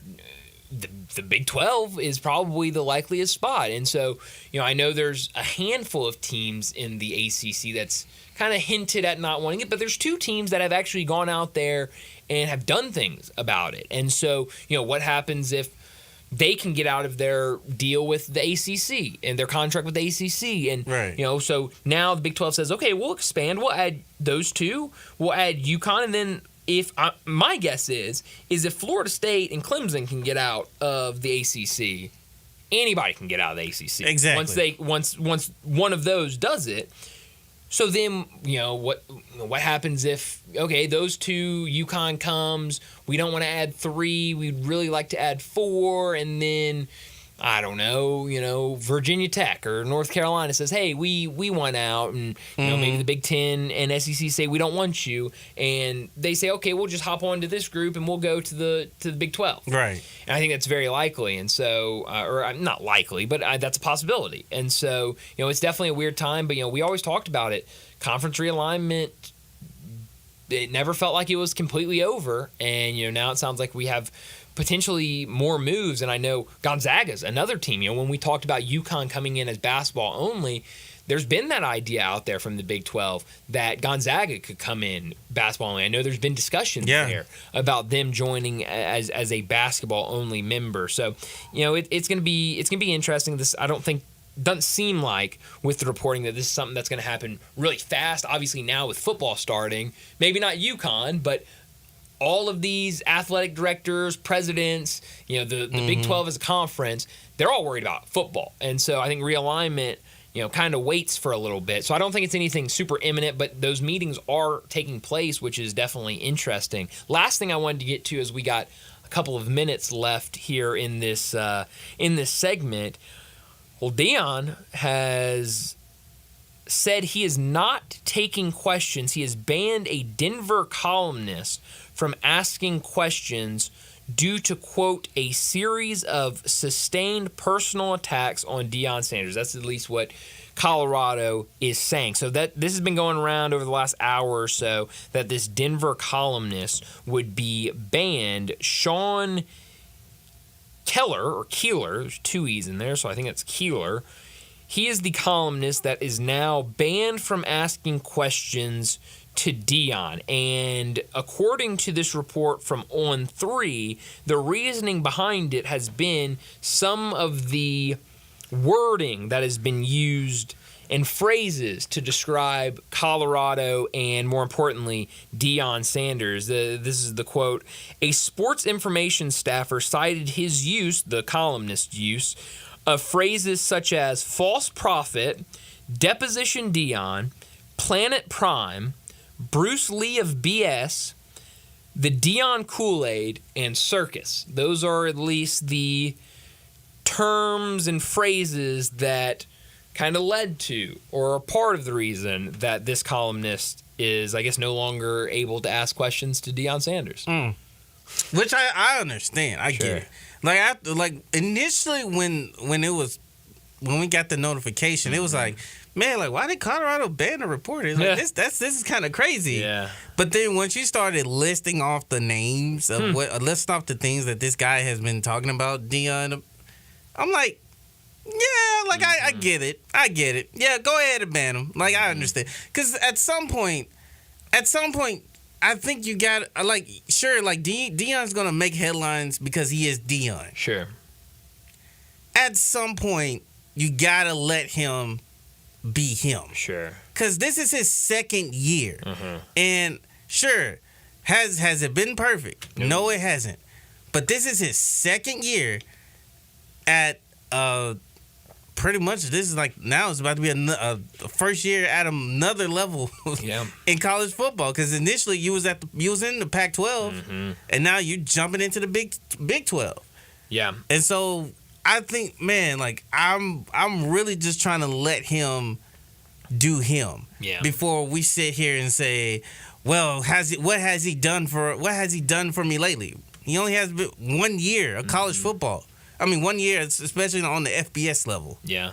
So give it time. Yeah. Well, I mean, I think on the other side of that, you could make the case that, especially column writing, it's very much opinion based, and it's very much, those type of things are, especially in sports writing when it comes to columnists. True. Like that's what gets readers interested. That's a fair point. You got to use stuff like that, and that's been used forever. I mean, programs have been called circuses since the start of sports, and so maybe Deion felt that it was a little bit personal. I saw this from the sports editor at the Denver Post. I know we got to get to a break, so I'll try to make this quick. And now I can't seem to find it. But the columnist for the Denver Post, he put this out there, and he said, it's well within anyone's rights to not take questions from D-Post sports reporters or columnists. The reasons listed here by CU, however, are entirely subjective. It would be more accurate to say, we don't like this person's critiques of our program. So, I mean, I at least like the way that the Denver Post is taking it. I mean, hey, your call. If that's what you want to do, whatever. But, I don't necessarily agree with the reasonings behind it, I guess, is how they're putting it out there. Which is understandable, because they're a news publication. Exactly. They have their right to express their opinion. Yeah, but it's definitely a weird story, because I remember a couple weeks ago, and we were talking about this during the break, where, Deion's doing this press conference, and there were two big things that came out of it, because he refused to answer a question from a CBS sports reporter and said, I'm not answering any questions from anybody that works with CBS. They know what they did. The sin against you, but they know what they did. And then the other big story from that is that this reporter, who I guess now we know was a columnist for the Denver Post, starts asking a question. He goes, you don't like me, you don't like our program, so why are you even here? Why are you even asking questions? And it was like this very weird interaction between him and columnists, and now we've seen it's kind of gone to another level with him now being, I guess, barred from asking questions. It's almost like J. Will and Calkins in a sense. Yeah. It's a different level, because Deion is in a world of his own. Sure. But it's sort of similar to that. Yeah, no, you're definitely right. So it's weird, but I'm sure we'll get probably more stories from this. I don't think this is probably where it ends. I need the other reporters in the room to kind of drop their pick a account. side. Yeah, I need everybody's Alpha David in that in that room. I like that. We need to get on that Team Sean versus Team Dion and see where the rest of the reporters stand. But let's go ahead and get to our final break of the day. When we come back, we'll wrap up today's show with Crunch Time. Broadcasting from the Family Leisure Studio, we are Sports 56 and 98.5 FM. Looking for sports in all the wrong places? Try the Owner's Box Sports Bar and Grill in Lakeland Town Square. Fun, friendly, exciting, and comfortable with wall-to-wall TVs for all your favorite games, 24 taps for all your favorite beers, including NA and local craft beers, and an in-front-of-the-wall full bar for all your other favorite beverages, including a full wine list. And in an upscale menu, patio seating, daily specials, and events, and you found all your sports in the one right place. The Owner's Box Sports Bar and Grill in Lakeland Town Square, Highway 70. Hi, this is Troy Fiveash, owner of Fiveash Roofing. In these uncertain economic times, there are so many things as a contractor and a business owner that I cannot control. The rising cost of materials, not to mention fuel and transportation costs. In the last 2 years, shingle prices have almost doubled, and commercial materials have doubled. And I don't have to tell you what fuel costs these days. But you know what I can control? How much markup I put on a project. I have always prided myself in knowing I never gouge a customer. But in an effort to ensure my crews have work and my customers are being treated fairly, I have lowered my profit margin, hoping to give you a price you can live with and keeping my crews busy. So if you need a roof or gutters, please give us a call. Five Ash Roofing, fair, honest, and ethical. Five Ash Roofing, a proud sponsor of Tiger Athletics and a member of the Tigers home team. 367-0050 or MemphisRoofer.com. 367-0050 or MemphisRoofer.com.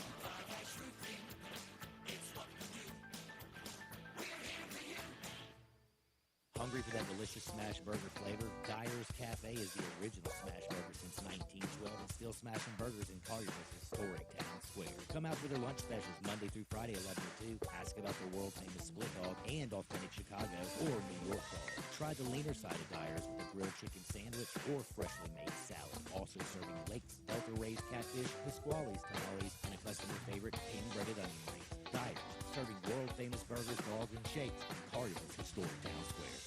Everyone loves home improvement. South Haven Supply and Warehouse 51 makes it easy. A real hardware store run by 3 generations of a real hardware family where you can get it all.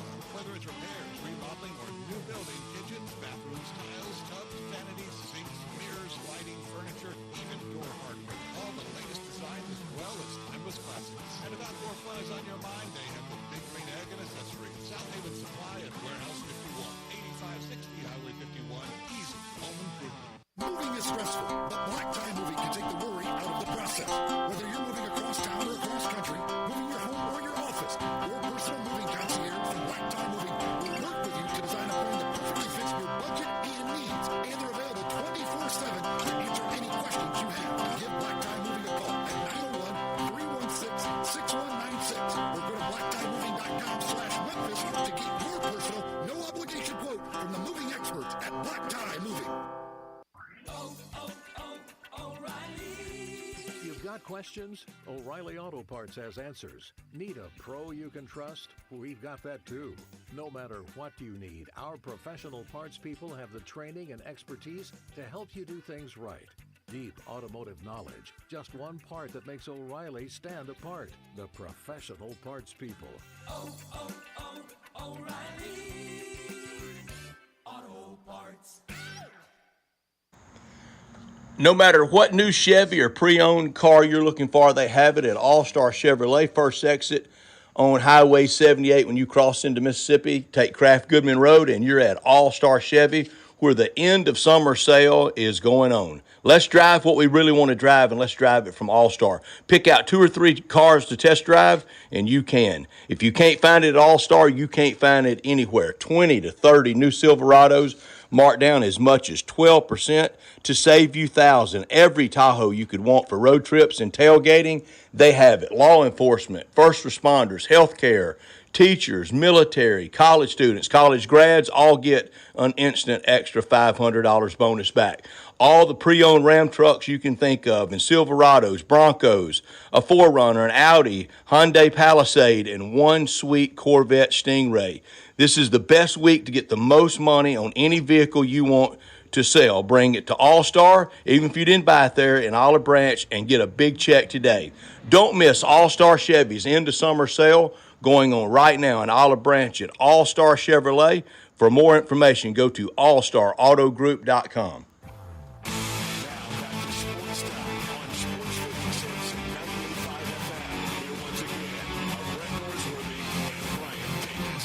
This is pretty cool, and we're just getting started, so.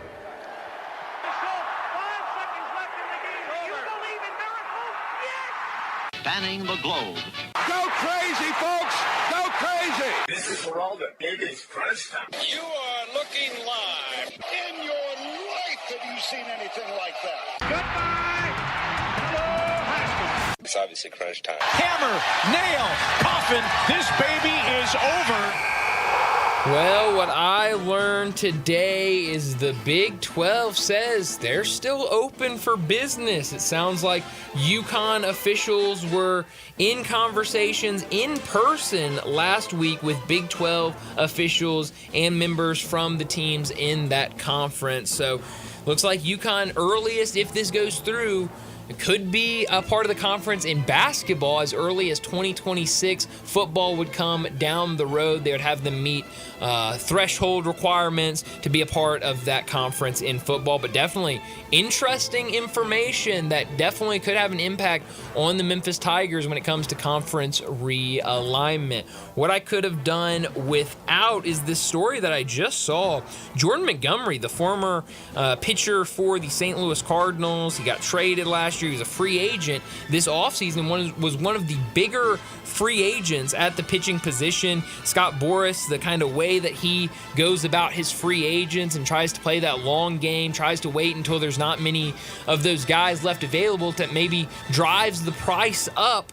Well, now Jordan Montgomery earlier this season cut ties with his agent Scott Boras, and now we've got some quotes out from Jordan Montgomery talking about his displeasure with Scott Boras and how he handled his free agency. He said that he had interest in joining the Boston Red Sox in the offseason and going and being in Boston, but he says that Scott Boras butchered his deal in free agency to go to the Red Sox, and now he's with Arizona and the Diamondbacks, but it sounds like he's not real happy with how everything played out this offseason, because he was one of the bigger stories. Yeah, you know? like him and Blake Snell. I was truly surprised that he was still on the market around that time. Well, and with Blake Snell kind of being a bigger name, you almost forgot about Jordan Montgomery at times during free agency, especially as we got real late. You know, right. Spring training was about to start, and you'd go, oh man, Jordan Montgomery hadn't gotten a team yet. Yeah. And so it definitely sounds like he was not very pleased with his agent. Now he has cut ties with him. He's got a new agent. So hopefully this guy can work out better deals, at least in Jordan Montgomery's mind, than Scott Boras did. But in terms of Beeman this weekend, it's got to be college football, right, Zach? I mean, yeah. I mean, we can beam down and out to Ireland to Dublin. You got to, right? That's his first game of the day. Is that one with Florida State and Georgia Tech in Dublin? I'm not familiar with the time change, what exact time it will be in Dublin, Ireland, but definitely all eyes are going to be on that one. We talked to a lot of our guests, and it feels like everyone is very high on this Georgia Tech team in terms of covering that spread. It's now down to 10.5. Mm-hmm. Zach, I know you're not a gambling man, but who you got tomorrow? Yeah, let me take Florida State. Against the spread? Against the spread. Minus the 10.5? Yeah. Okay. So bucking all the trends and what everyone else is saying, you're going to go with Mike Norvell and the Seminoles. And then watch what happens. Like Georgia Tech end up winning the game and cover spread. Well, yeah. Well, we'll see what happens. It'll be a lot of fun tomorrow morning. 4 games involving FBS teams on the slate tomorrow. I think 2 other games with FCS teams as they'll be showcased tomorrow night on ESPN and ABC. We'll also have a full weekend of Major League Baseball. We've got NFL preseason. We've got the PGA Tour stop in Colorado as it's their second to last tournament of the season. But that's all the time we have. Enjoy your weekend. We'll talk to you again Monday afternoon.